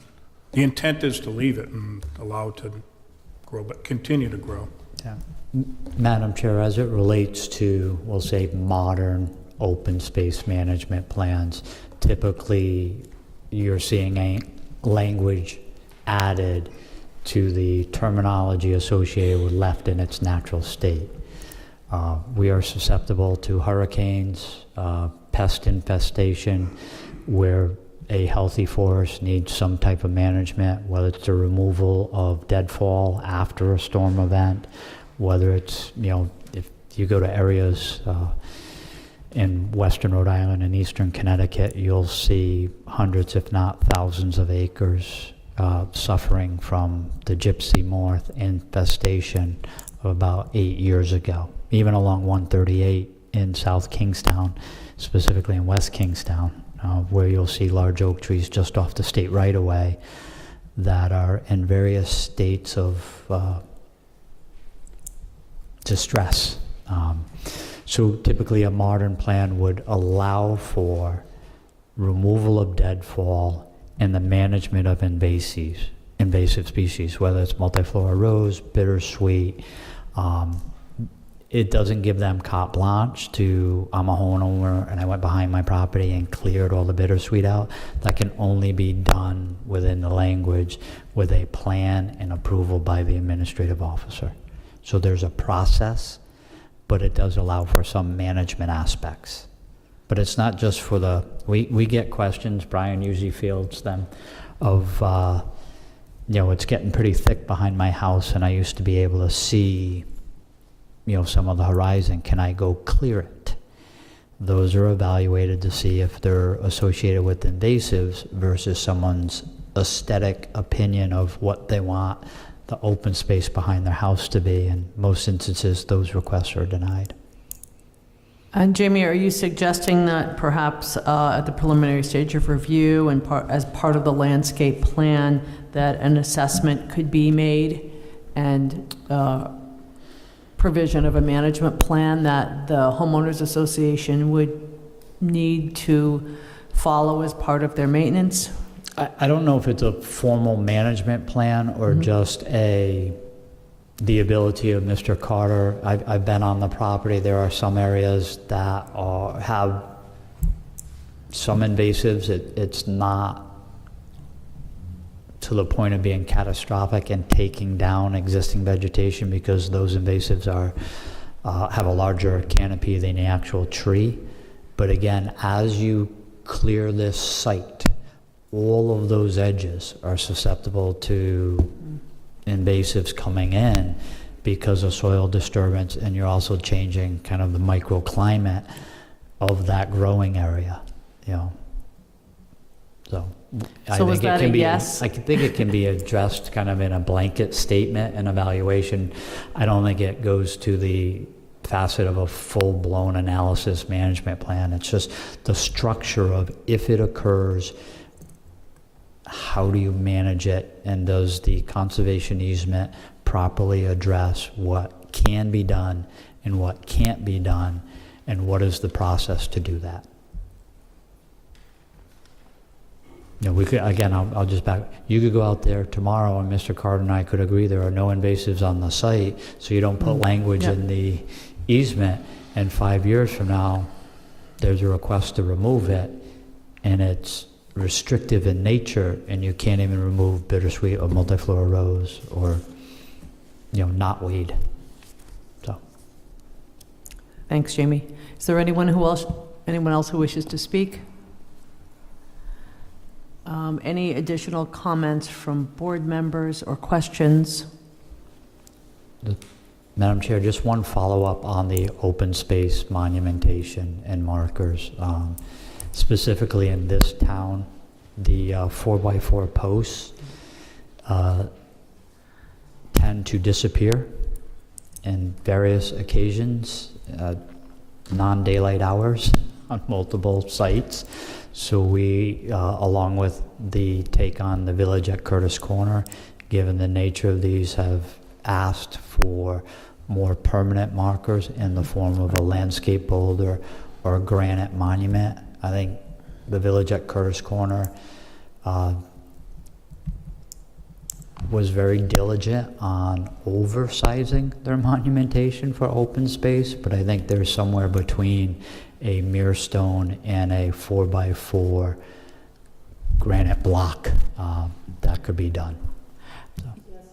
I believe that historically, conversations between an applicant and DPS have generally concluded that they can work something out that is in the best interest and very effective. And the explanation was that if it's a granite monument and/or stone that requires more than 2 people to move and substantial effort, that would be sufficient. And village at Curtis Corner, you would need a bobcat or a small excavator to move their monumentation. Thank you, Jamie. So this is the master plan stage review. Although the time frame allows us to continue to August 4th, it appears that many items have been discussed this evening that could be incorporated into conditions to move forward for the master plan approval. If the board is in agreement with that and someone would like to make a motion to close the public hearing. I'm in agreement that there is a couple conditions of approval that I'd like to see that we can discuss when we get to there. Yes. But right now, I'd like to make a motion to close the public hearing. We have a motion from Joe to close the public hearing. Do we have a second? Second. That was a close one. I'll give it to Peter. Second from Peter. Any further discussion? Hearing none. All those in favor say aye. Aye. Aye. Motion carries. Right, we have a fairly lengthy list of items that have been discussed this evening. One of the initial items of conversation was the stone walls. With regard to reuse and no stockpiling, no removal off-site. Jamie, perhaps you or Joe, did you have language for that? I have language. I have a condition of approval that I had drafted here, but that the applicant shall submit at the preliminary plan review a drawing of the existing and proposed stone walls with the intent of reuse, alignment with property lines, and a facilitation of open space. That drawing can also show granite markers that will be placed for the purpose of the open space. Okay, so did you get all that, Jamie? So that motion refers to Do I both the have stone something walls written? and the monumentation. If I can read what I have written? and Certainly. You say it's okay or no. The applicant shall be required to submit a plan depicting where the stone walls that are to be disturbed as part of the development of the proposed 19-lot residential development will be rebuilt. All on-site stone disturbed shall be used to construct new stone walls on the site in the same linear footage, 1-for-1, that are disturbed. A detail associated with the reconstruction of the stone walls shall be added to the plans and provided at preliminary. I don't have the monumentation language, but that's one sentence. I That sounds good. understand So that. perhaps the monumentation should be a second and separate item. We can do that as a separate item, if that's okay. I just don't know if that's too restrictive, if that's what everybody wants to see relative to the 1-for-1. Is that a typical requirement? I mean, I wanted them to show the intent that, for the maximum extent practicable, that they're reusing them and using them for the manners discussed, but didn't necessarily get to the 1-to-1. So if there's 500 feet of stone wall, does he replace 50 or 100? What do they replace? There will be a debate on the nature of replacement. The I applicant guess I testified. don't know if we have the opportunity to hear from the applicant, but my concern is that if we're taking Yes, a we bunch do. of stone walls away from the open space and we don't necessarily have a use, what are you going to do with that other wall? I do want to see from the applicant the intent of reuse, designating them for property lines and facilitation of protection. But I don't know the amount of stone walls there, if it goes above and beyond that, and whether they need the additional amount. And so the intent is anything, it's only the stone walls disturbed as part of the development. So, they have two house locations that stone walls bisect their proposed lots. The applicant cannot speak, the public hearing's closed. I don't think you can take any additional testimony. Well, I believe that as we're formulating our requirements and our conditions, we are able to ask the applicant questions, correct, Andy?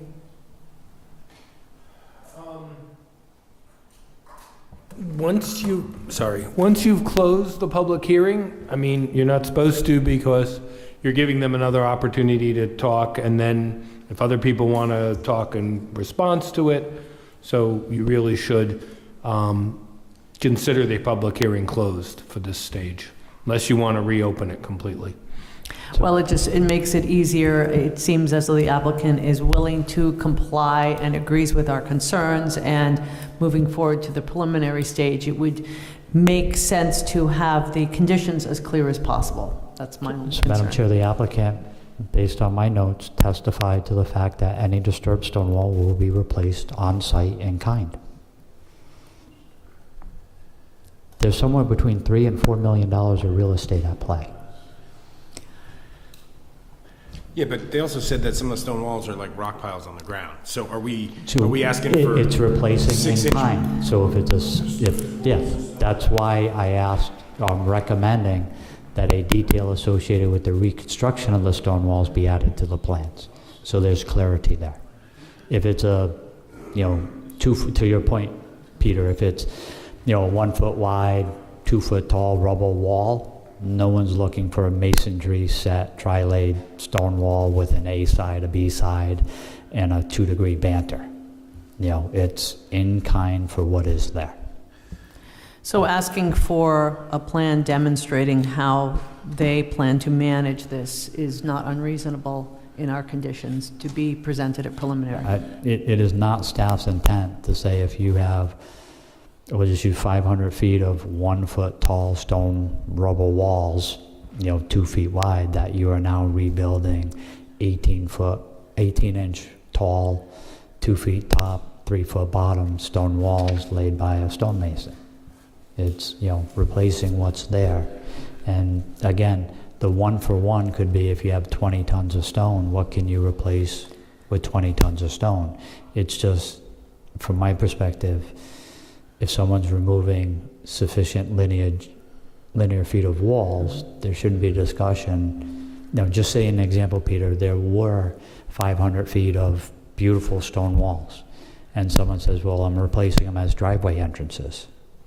they have the opportunity to save the stone walls if they adjust the property lines, but they didn't choose to do that. The applicant testified he would remove them and reutilize them on the site. So I think there's flexibility within the language.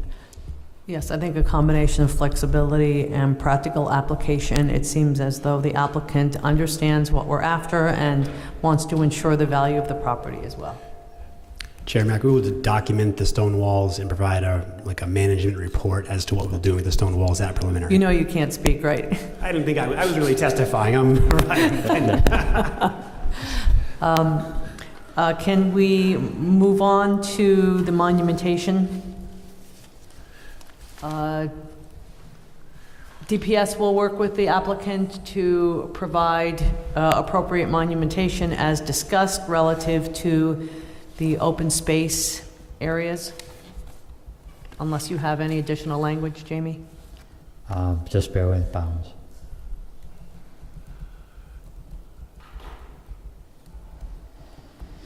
The applicant shall depict the plan to provide appropriate monumentation for open space associated with the site development, i.e. granite bounds or landscape boulders.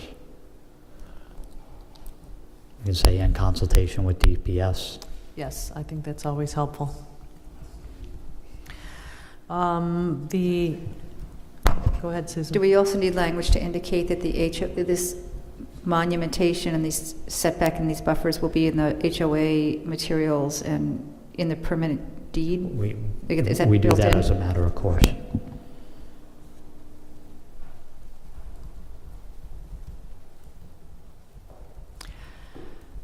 Next item from the list that I've made is relative to the streetscape, view shed, and So I have design. language for that. The applicant shall submit a detailed landscape plan associated with the construction of the private drive and how the construction of the new private road will utilize new landscaping in a manner to minimize the visual impact of this new piece of infrastructure for Broad Rock Road and surrounding residential properties. Next item is landscape plan and general analysis of potential for open space management, in addition to the addition of appropriate plantings along the driveway discussed this evening. So I have two items, Madam Chair, associated with those subject matter. The first would be that the applicant shall provide a plan depicting buffer landscaping along the southerly property line in the area of the old residential driveway that is planned to be abandoned. So that deals with the southeastern portion of the development. And the second one is the applicant shall evaluate the impact of invasive species and develop language to manage potential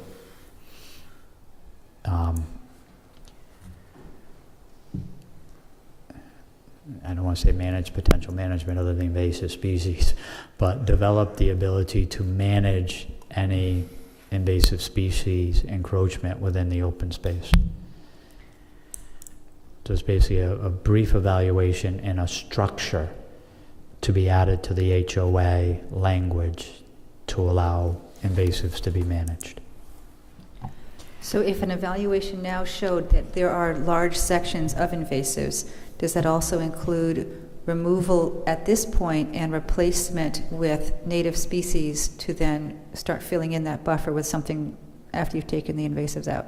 I think from my viewpoint, it would be a cause and effect. If the development is causing the encroachment of the invasive species, I think the developer potentially has some responsibilities. But if there are existing invasive species, I'm not sure what the rational nexus is to the development proposal.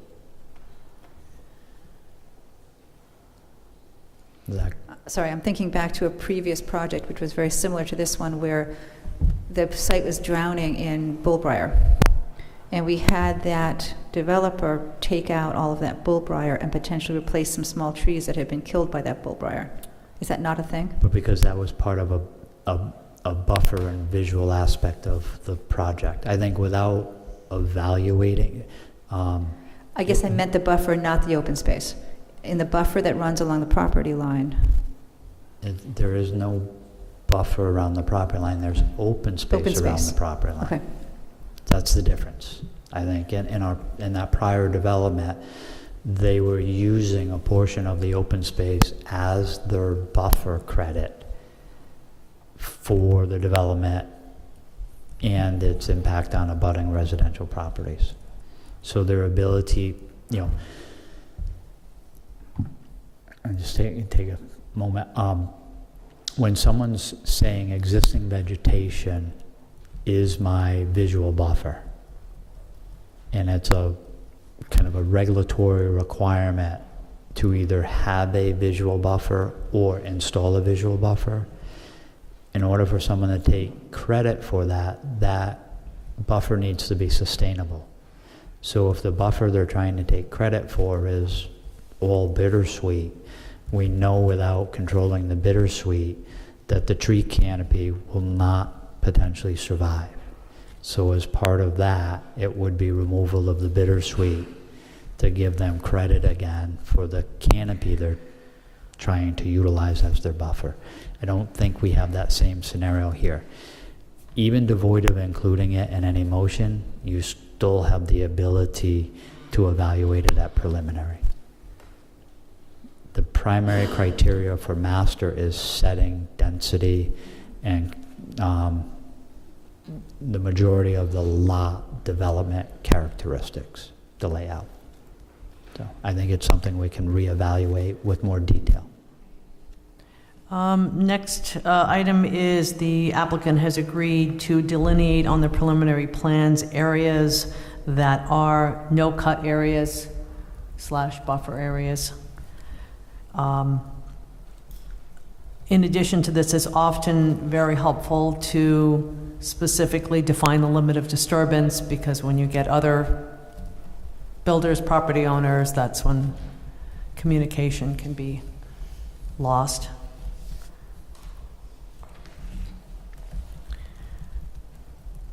There was also a reference to no motorized vehicles, ATVs and so on, which would be part of the HOA agreement.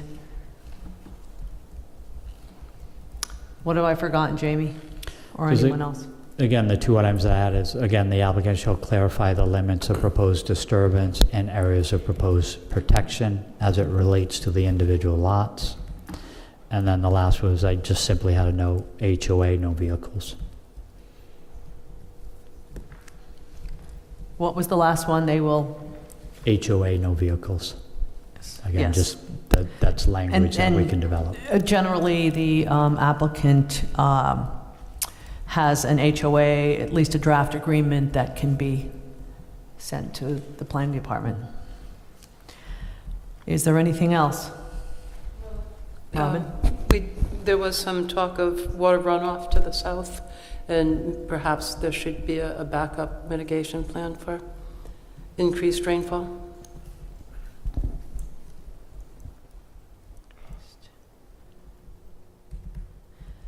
And I'm not sure if we heard that specifically from the engineer. Mark, do you have any comments relative to that suggestion?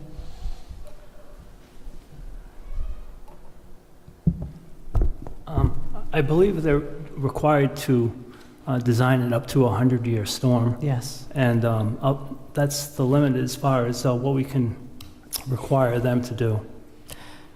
But I believe Mr. Clark made the suggestion that they had the means to make some modifications that would help to mitigate anything that was beyond the 100-year storm, even though they are not required to do so. And he's nodding, so Again, Madam Chair. I'll leave it up to Jamie for the language for that. Again, I think you have the ability, that ability exists at the preliminary plan phase. Drainage is difficult to evaluate at master plan because they're not required to show topography, grading, sizing of structures. So I would as a staff perspective and a regulatory perspective, the planning board reserves the right to evaluate storm drainage. To Mr. Conboy's point, when you're evaluating a 100-year storm design, you'll resolve the majority of issues associated with any storm drainage. Most municipalities only require you to design to 20 to 25, maybe know what happens in 50 and what happens in 100, but very few communities require a design standard to a 100-year storm. It's a fairly stringent requirement. If the board and planning department feels comfortable with the language that we've discussed tonight, we do have a motion, a draft motion for consideration that would be amended with the items discussed tonight that begins on page 6, and it would be modified to, I think there is a reference to the waiver which is no longer required. Sorry, Madam Chair, the only thing I would say on the waiver is we received correspondence associated with that, and that has not been reviewed by planning staff or engineering staff. So it may be just best to grant the waiver. This supports the inclusion of the information. It doesn't change anything, but if we found some shortfall, I wouldn't want them to have to go back and have to address the fact that there was no waiver and they're missing a piece of information. So what language are you suggesting?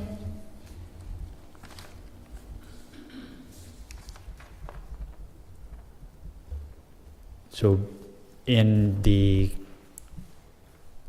It's under findings of fact requested Yeah, relief? it's under findings of facts requested relief. I don't think the applicant's counsel would argue that if they feel they've met that standard, the waiver could be a moot issue, but it covers all bases.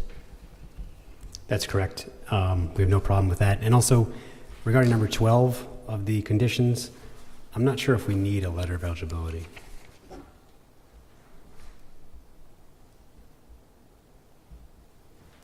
Again, if Jamie? it's non-applicable, we wouldn't hold them to that standard. Okay, thank you. That's more for... So we would eliminate that. Thank you. So Madam Chair, I think you had originally had 23 conditions? Yes, and we've eliminated one, and we have added, So we've added 24 regarding stone walls, 25 regarding monumentation, 26 is landscape plan for the new private drive, 27 is landscaping on the southeasterly portion of property line, 28 is invasive species, 29 is clarifying disturbance areas, and 30 was an HOA inclusion of no motorized vehicles.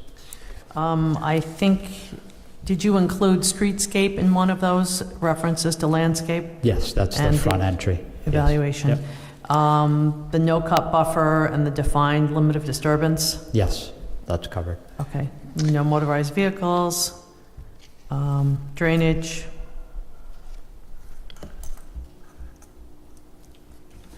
Which condition of approval was eliminated?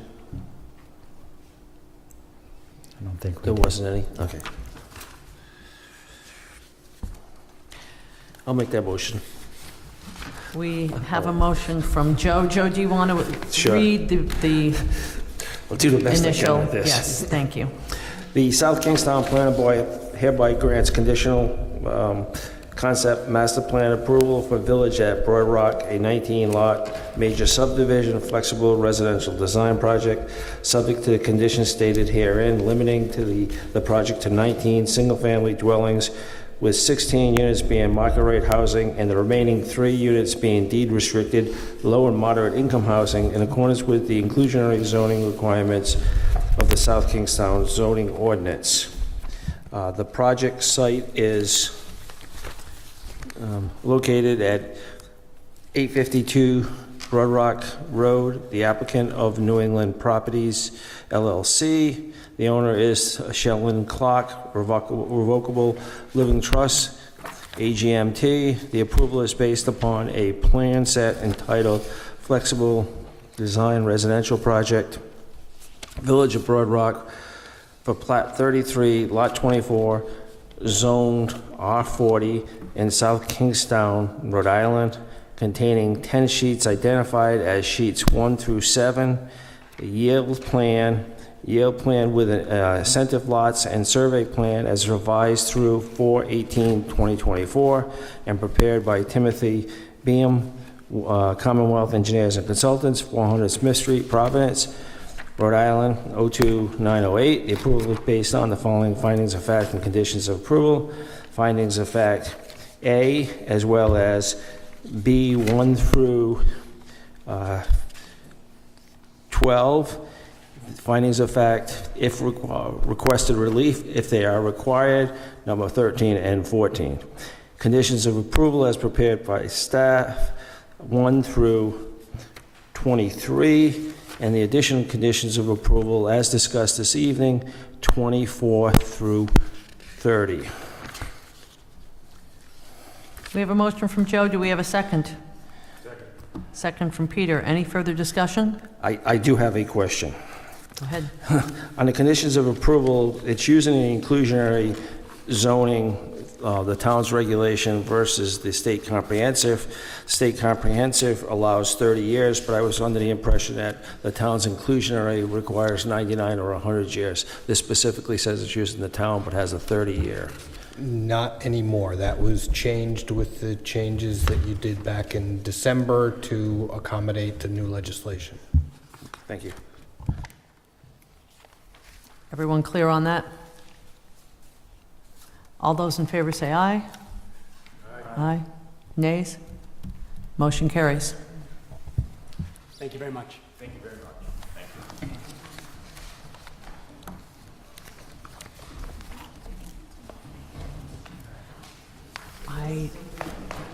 I didn't, let me just.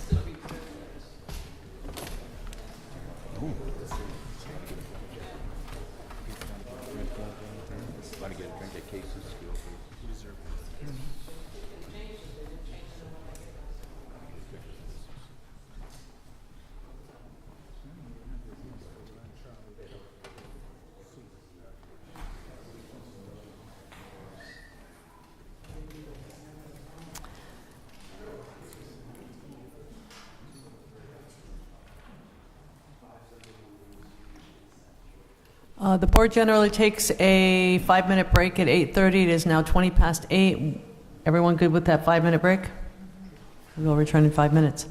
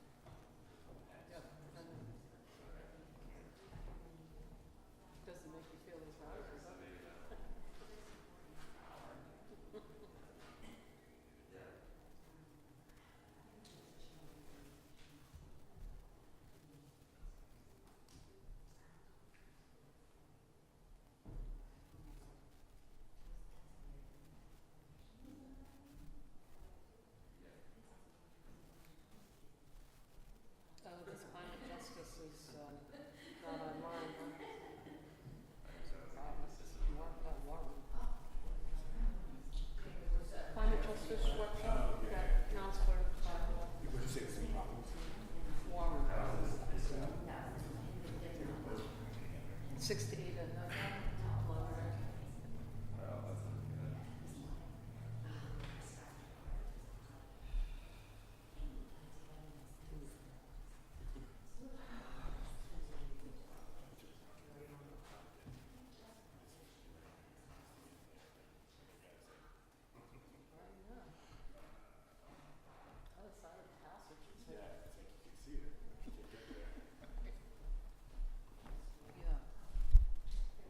Better off if you had your own boat.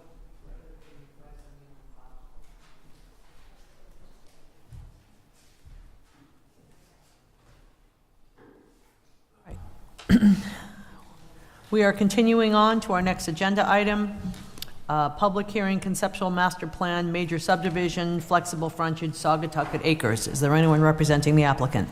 Yes, good evening. Michael Monti on behalf of the applicant. Before we begin, one item I wanted to quickly point out for the record, and I communicated this with the administrative staff and the solicitor earlier today, is that the ownership of the property has been transferred to a limited liability company, which Joe Charpentier and Anna Seto are the only members of. So the owner of the property for purposes of the application should be JAE Mills LLC, and I'll follow up with staff to provide something in writing to that effect. Very good. So with that out of the way, I'll briefly describe at a very high level what we have before you here tonight, and then I'll ask our project engineer, Christopher Duhamel with Dupree Engineering, to walk the board through the site plan. I also have Anna Seto, the project applicant, here to answer any questions the board may have. So this is a proposal for a 5-lot subdivision for the property located at 176 Saugatucket Road, which is a 9.4-acre lot, a quarter mile off of Route 1, and about 1 mile north of South County Commons, just to situate it. A single-family home is currently located on the site, and a fair amount of the property is covered in wetlands. The wetland edge buffers and edge have been verified by DEM. Due to this existing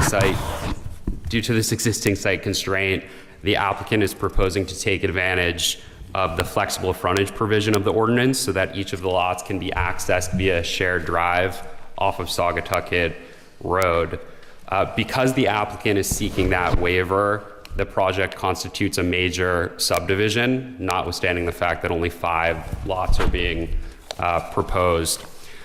Before I let Chris go through the particulars of the site plan, I did want to also quickly mention 2 aspects of the project that were developed directly in response to concerns raised when we were here in February at concept review. And so you may recall when we were here in February, there was a yield plan that sort of showed that the houses were kind of stacked in a way that I think was sort of described as being aesthetically displeasing.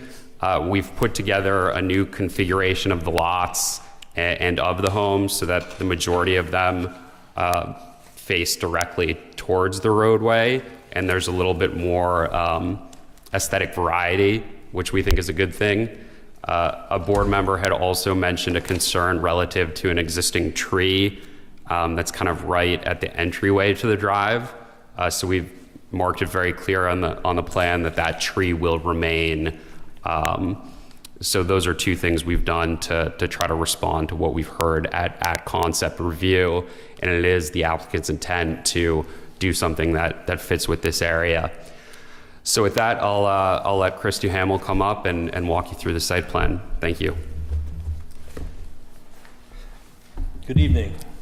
My name's Chris Duhamel. I'm a professional engineer and land surveyor with Dupree Engineering. I'm here to present the master plan as described by Michael Monti. The site is located on 176 Saugatucket Road, Assessors Plat 42, Lot 9. It's a 9.38 acre parcel with 750 feet of frontage on Saugatucket Road. There's an existing single-family home on the property and an existing barn. The use of the property is open fields and wooded areas to the south and east, which generally are within the wetland areas. The site has been surveyed to a Class 1 boundary standard and site topography has been mapped with LiDAR and spot grades to define the topography of the site. Wetlands have been flagged by our office and been verified under RIDM application 23-0265. There is an isolated forested swamp to the north and east of the site. This isolated swamp is about 25 acres, 0.25 acres in size, which requires a 25-foot buffer to the swamp under the new regulations. To the west, to the east and south is a deciferous, is that forested swamp that's associated with the Indian Brook. It is greater than 10 acres in size, so there's a 75-foot buffer associated with that, with the swamp. Indian Brook is to the east and south, and it's a 100-foot riverbank associated with that. There's a natural heritage area denoted within this site. It's a water violet that's associated with wetland areas and ponds. So it's outside of any of the cleared area that exists on the property. Soils on the site are broad rock silt loam and rainbow silt loam in the upland areas. We've done soil evaluations with the DEM, and we've received 18 to 27-inch water table approvals. The site is serviced by on-site septic and public water, with Viola Water providing service from a 12-inch main on Saugatucket Road. The zoning of the site is R40. We've done a yield plan showing 5 lots with 150 foot of frontage and 40,000 square foot minimum of upland area. The resultant roadway required to create the 5 lots is 300 feet. As Michael has stated, we're looking to incorporate the flexible frontage ordinance, whereby we eliminate all public roads. We provide for a private road, 150 foot, half the size of the yield plan road. The 150 foot driveway would have a hammerhead, 20 foot of width. The design of the road is such that a fire truck could enter and turn around within the hammerhead. As a result, we've submitted that to the fire marshal of Union Fire District, and we've received approval for the road access. The planning board, the TRC had asked that the potential for the roadway grading be evaluated.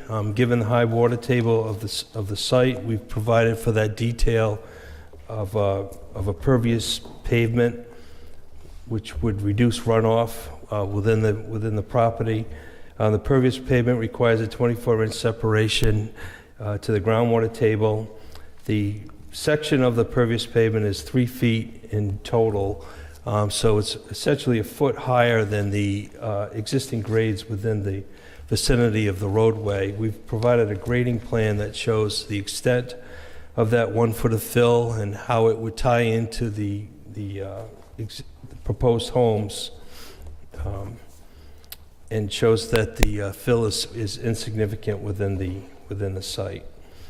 So controlling stormwater with pervious pavement, with dry wells for the homes, will provide for less disturbance on the site and a less limited and greater preservation of the existing fields and agricultural areas. On-site septics are proposed for each house. We have an approved water table for each house. The TRC had asked for the utilities, how they would be servicing the house. So we've shown the septic leach fields, within the areas of the approved test holes. We've shown extension of water service from the Saugatucket Road 12-inch water main and how it would access the site. We've met with TRC, we've met with the Concom to gain approval to get to this master plan stage at this point. One thing I neglected to mention, the access to the site is within the existing driveway. That's in an area that has unlimited sight distances looking east and west, much greater than what the 35-mile-per-hour requirement is. The amount of trips for 5 homes is on a peak of 5 trips per hour, per peak hour. So it's insignificant transportation. The site that you have in front of you is pretty much what you saw at the February pre-application plan stage. And we're advancing this to gain your approval for the flexible zoning. We feel the flexible zoning advantages of having a private road maintained by the 5 homeowners, not a burden on the town Public Works Department, for having less runoff that would be associated with a private road with pervious pavement, provides for a much better design, environmental design, than what the yield plan would require. So with that said, if there are any questions. Questions, comments from board members? Robin? Could you help me understand how the fact that it's a natural heritage area and flexible design would behoove that recognition? The natural heritage area is defined by the DEM under their GIS mapping, and they take different considerations for protection, or for further study, I should say. In this case, it's a water violet that's within the vicinity, 1/10 of a mile, I'm told, from this site. And whether it is on the site or not is evaluated by our biologists. And this is a species that's prevalent in ponds and wetlands, and we're not going near the ponds or wetlands. So.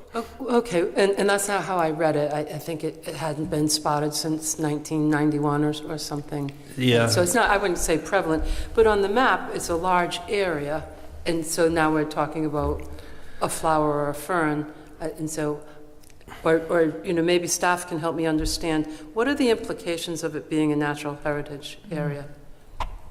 And can we use that or not use that to support flexible design? I think the majority of that regulatory control lies with DEM. So DEM's evaluating the development proposal and its impacts on that potential heritage element. And if DEM says there's no impact, which means they issue a permit, they may not say there's no impact, Robin, but if they issue a permit, the assumption is they've evaluated it and determined the impact is either insignificant or null. Therefore, they issued the appropriate permits. So they're getting a permit, and it's really regardless of whether it's flexible design or not? Yeah, it's a permit based on their development proposal. So whether it was a traditional or a flexible, they're evaluating the impact of the proposal. Thank you. Thank you. Good question. Joe? Chris, how big are the houses in the garage that you show on this drawing? They're drawn at 50 foot with a 2-car garage, 24 by 24. Of course, they're approximate at this point. What did you say the house width was, 50 foot? 50 foot wide by 30 feet, just to give a scale to it.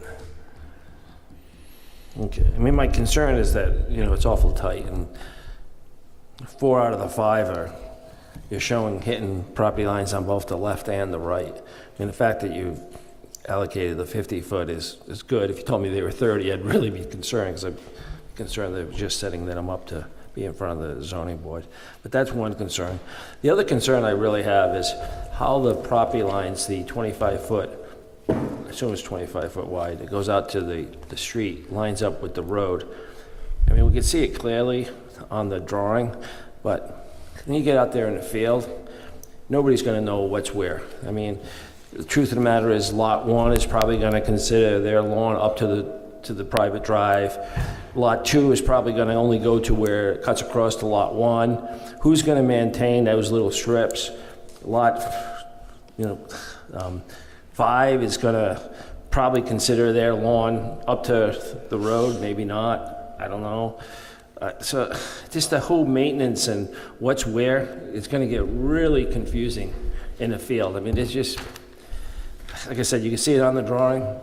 I don't know if you could try to align that better so people know who owns what and who's responsible for what maintenance on the side of the road, who cuts the grass, who worries about the trees that are overhanging. Yeah, I would say we're going to put an easement, a right-of-way easement, utility easement over the frontages, those 3 hockey sticks frontage, so that the homeowners association has to maintain that area. That would give access to all the lots, that would allow for water services. Shown on the next plan, all the access to the water, and the individual septic systems would meet the requirement for 10 feet off a property line.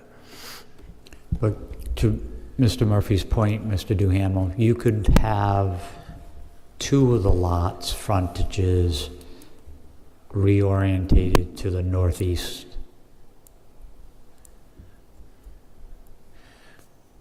And give Lot 5 basically frontage on 1 stick of the hockey sticks.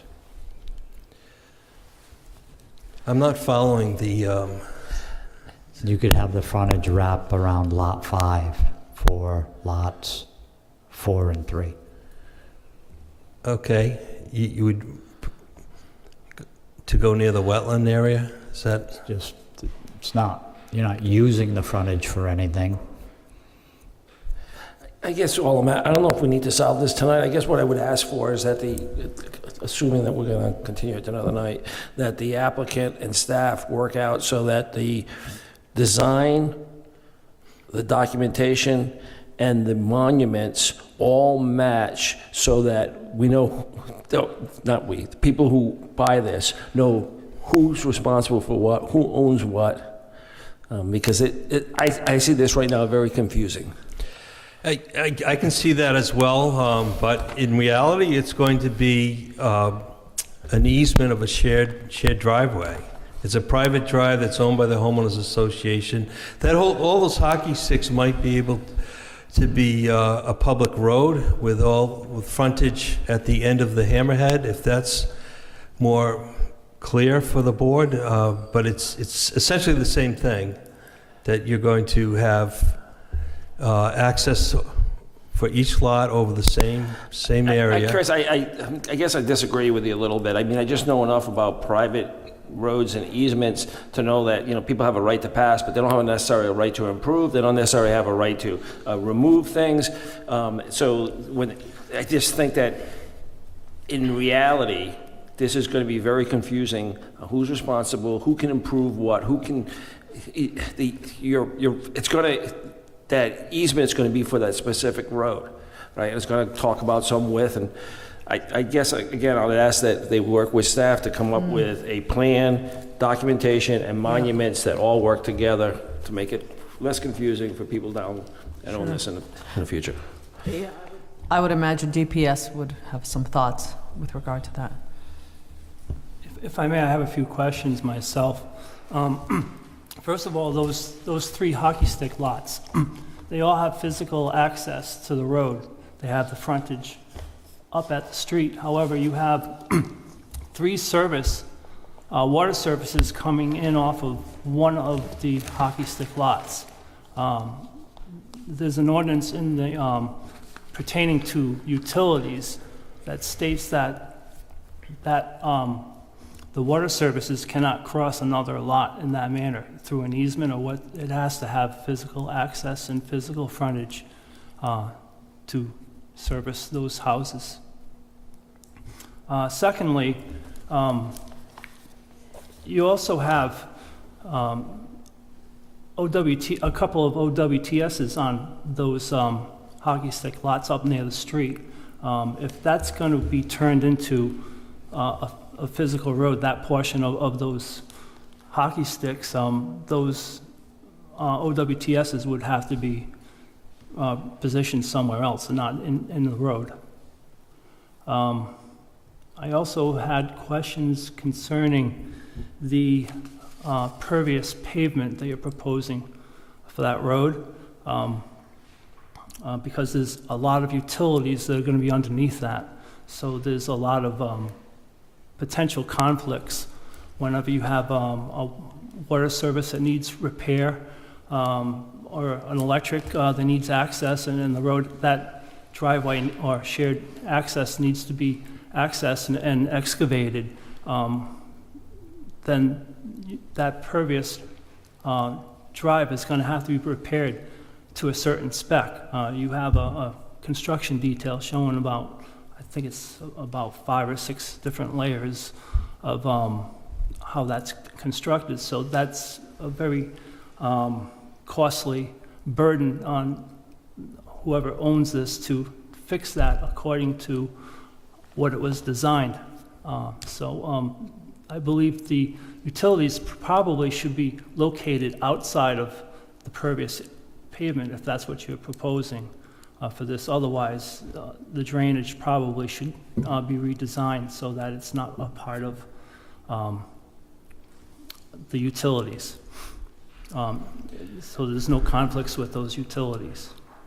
Okay, I mean, this is a master plan, and it was, Right. it was meant to say where you propose utilities, and we felt this was the simplest to accommodate the septic systems that are near the roadway, that are within the hockey sticks, to accommodate the trees that are out there. So that this is only 150 feet of roadway. It's not a lot of expense.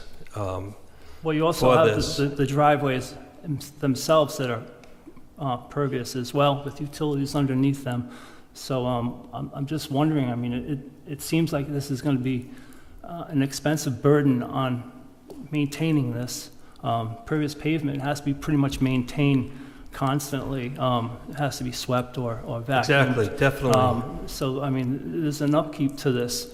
And I'm kind of curious as far as if you compare this to a conventional subdivision, what is the difference between the amount of pavement? Because it seems to be pretty much the same from just eyeballing it, due to the amount of driveways, the long driveways you have, and the hammerhead that's involved. It looks like it's pretty much, It's no not. change I in could give you the pavement. square footage of it, but it's half the amount of roadway, which is the major expense, the Roadway. 20-foot wide roadway, but the Right, but there's a lot of- 12-foot private driveways that can be gravel, that can be pervious pave. Right now, the proposed is pervious pavement. Well, gravel is pervious. It has a structure to it that allows for drainage, and that's what DEM considers pervious. If you just put a gravel road, a 12-inch compacted gravel Correct, road, but that would be again- impervious. Again, you have your utilities underneath that as well. The So- utilities can be outside of the driveways. That's easy. Well- And I don't know of a water service being replaced in any regularity. I mean, I've got a house that's 80 years old, and they just do have- repaired yeah.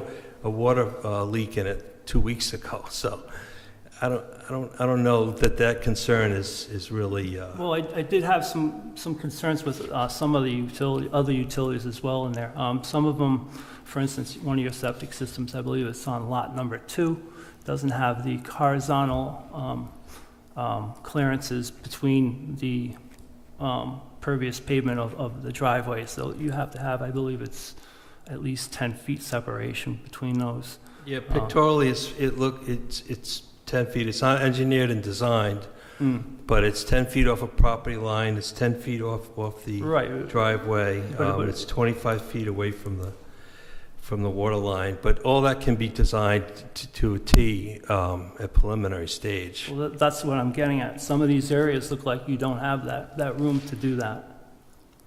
So, That's how this plan was evolved, by the septic design, by the drainage design. It's a master plan, so I don't have every answer. And the concerns raised, I'm writing down. If you don't want to see a water service under a driveway, I can move the water service. I'm but trying to avoid I'm just saying conflicts. practically, it didn't concern our office when we were doing this. But we'll move it. I do have a question. I believe that we've been told in the past that gravel driveways are not considered pervious by DEM, even though you would think they would be. Right. That's why you can have a stone surface, but you have to have this cross-section to show that there's a reservoir under the stone surface. Just by putting a 8-inch, 12-inch gravel drive, they feel that's going to be compacted and it's not going to be readily draining. Questions, comments? Susan? Hi, I have a quick question. So this design that you have here is unlike the one in the bigger plans that we were just given, where you've got sort of a curvilinear road? And I wonder about the evolution of why that potentially more interesting design was abandoned for the one that we have here. This design was to reduce the amount of disturbance on site with the hammerhead. The curvilinear road was a bit longer, which, if the board really is looking for that, we can make that change back, but we were trying to limit the amount of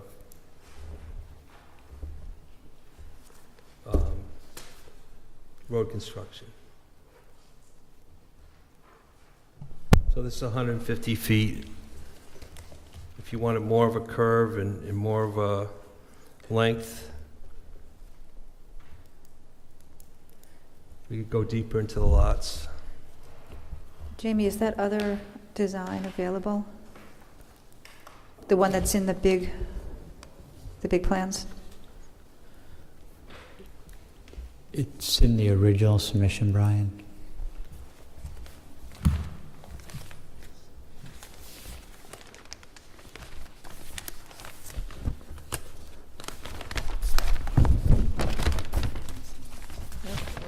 You didn't get this? What's the date on that? I believe that was an earlier submission, I think correct? Brian- Yeah, it was I March. think it was March. Yes.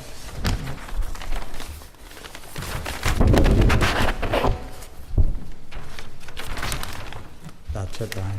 It's that one. And could I also ask, is your client building, or are you building these houses, or are these be sold as individual house lots, or are these to be sold to a different developer? Like, what is the plan for this property? Yeah, Michael Monti on behalf of the applicant.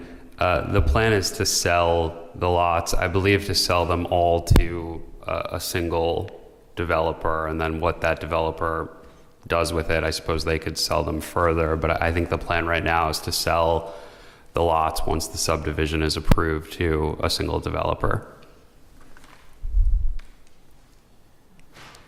Does that answer your question? Yes. Okay. Thank you very much. It was stated tonight that the way these were laid out, the design was, the idea was that the houses would face Saugatucket Road, as opposed to my pet peeve, which is when you're driving down the road and looking at someone's back of their house. But it sounds to me like that control would be outside of we're selling it to a developer, and therefore that's not a thing you can control. Well, I think based on the not the markup we're looking at right now, but the plan submitted, I suppose folks could orient them, but given the setbacks and the site constraints, I think this is sort of the most obvious way that they would be developed. But but I suppose your concern it has validity. Although I'm not sure if practically it would really be feasible to reorient these. Chris, do you have any thoughts on that? I agree that practically you would expect privacy in your backyard, and if you were to rotate those homes and have your backyard facing Saugatucket Road, I think you'd be losing any privacy. But that seems to be a problem here in town. I don't know if it's just our town, but when you've got these private roads that go in and the houses face private roadways, you know how when you build a fence, you have to put the pretty side facing out? Doesn't seem to be that way with houses. My neighbor didn't do that on my property, But you can put the ugly side of your house facing the road, and that seems to be a thing in this town, and my pet peeve. Okay, thank you. We could put a restriction that the front door has to be facing the private road. Is that helpful? That is helpful, and especially if they make them pretty too. Okay. Thanks. And of course, we do understand that the building envelope and the orientation can change from master plan to preliminary based on further engineering work. Joe? I think probably more of a comment, but I believe that our requirement to grant this waiver for flexible is that the applicant shows that this is a better design from a land use perspective than the conventional road. I don't know if I can get there from here, at least right now.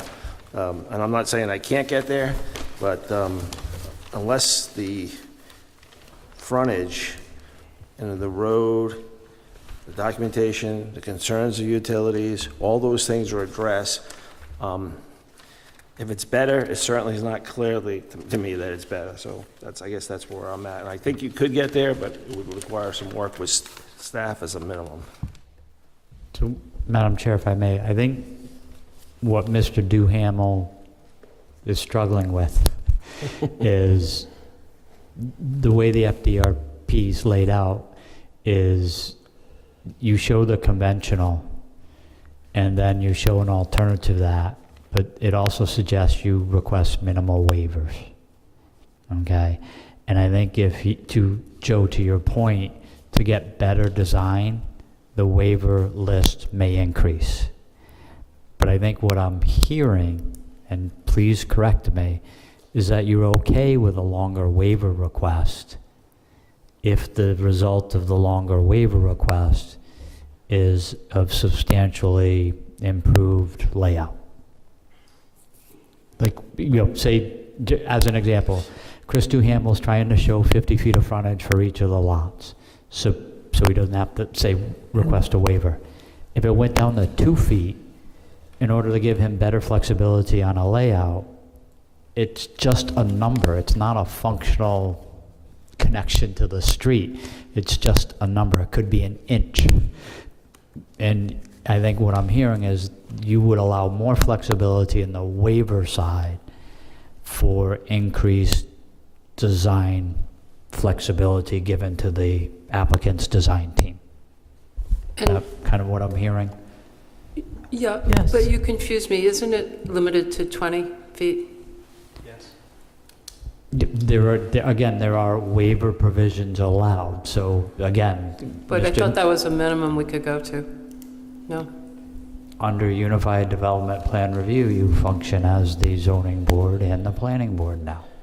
So, there may be some flexibility that Mr. Duhamel's trying to, I don't want to say you're avoiding it, Mr. Duhamel, but you're trying to balance your client's needs and your request for relief under the regulations. And what I'm hearing from the planning board is better design would warrant additional relief. Yes, I think that's correct. And this is a lot, the lot has some significant constraints, which is part of the issue here.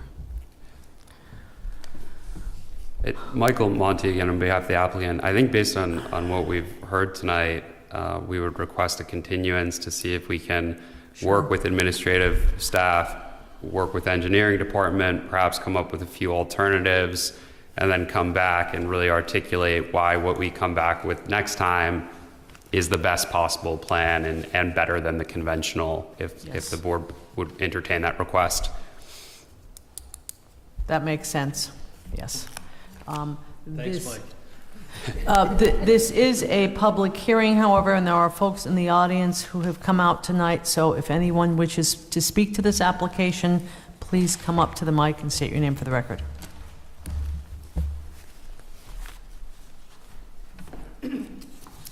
My name is Jane Case, and I live directly across the street. So you can go out that driveway and go into my driveway. Unfortunately for me, my historic house, which is beautiful, sits directly on the street. So this is all going to be right in my face. So as Susan mentioned earlier, I hope it's pretty too. I own a nursery. It's Blue Moon Farm, and it's predominantly native and pollinator plants. So hopefully they'll be using some. I can't stop it from happening. It breaks my heart. The reason I moved to that spot was because of that beautiful farm across the street and because it's so rural, but progress is upon us all and has to be done. I understand that, but I just want it to be as attractive as possible, and the layout be as good looking and the houses be as nice as possible. And I was happy to see that oh yeah, there's my place, that the one tree that you were talking about earlier is going to be preserved. Hopefully as many of the trees that are there can be preserved. They're old, beautiful trees. I happen to love the old farmhouse too, but you know, that's again, progress. So my request is just beauty as much as possible. Thank you. Thank you. Ms. Case, at one of our previous meetings, I asked them to look across the street at your house when they were thinking about the design for their new houses. Your house is beautiful. Thank you. I've also done, fortunately... Oh, you need to come back up to the mic and restate your name, please, so we can get everything on the record. Sorry, it's Jane Case. Fortunately, when I moved there, I went to a great deal of trouble to landscape all along, right up until, unfortunately, I can't landscape in front of my house to protect it from being seen, but I wanted to present the place as something beautiful rather than a commercial, you know, the greenhouse. So the whole strip that you see that's between the two driveways is just a mass of flowering trees, and that's a help to me. I won't have to look every moment as to what's coming. No offense, but you know, it's the way I feel. Right. Thank you. Is there anyone else who wishes to speak?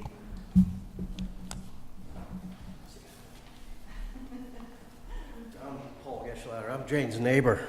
Name again? Paul Geschlader.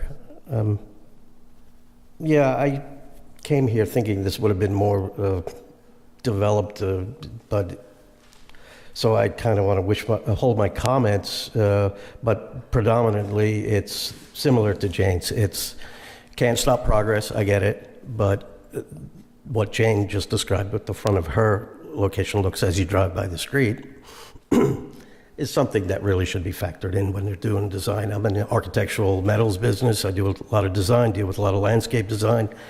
And that street and, you know, preserving the area is visually from the street, I think is about the only thing anybody can do.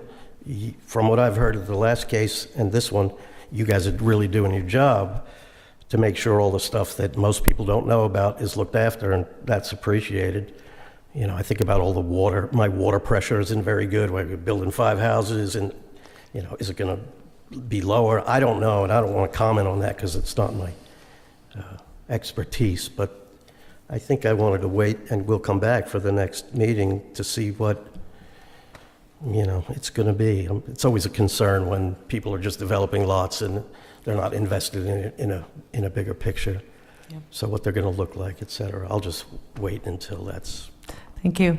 going to happen.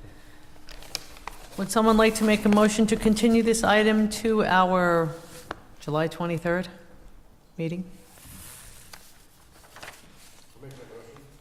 We have a motion from Peter. Do we have a second? Second from Robin. Is there further discussion? Hearing none, all those in favor say aye. Aye. Motion carries. Thank you. Thank you. Give it a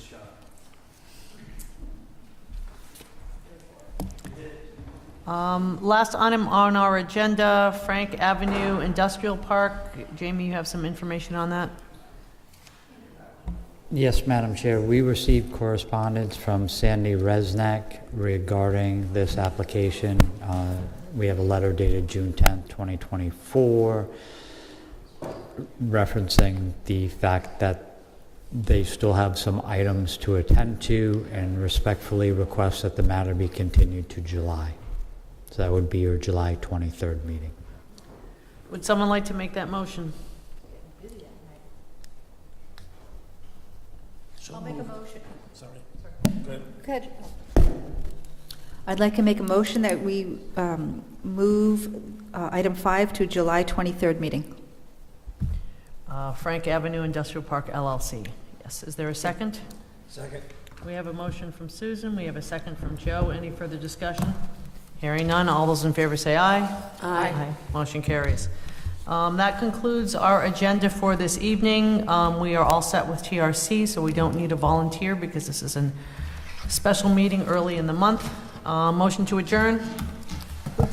Second? Second. All those in favor say aye. Aye. Motion carries. Thank you, everyone.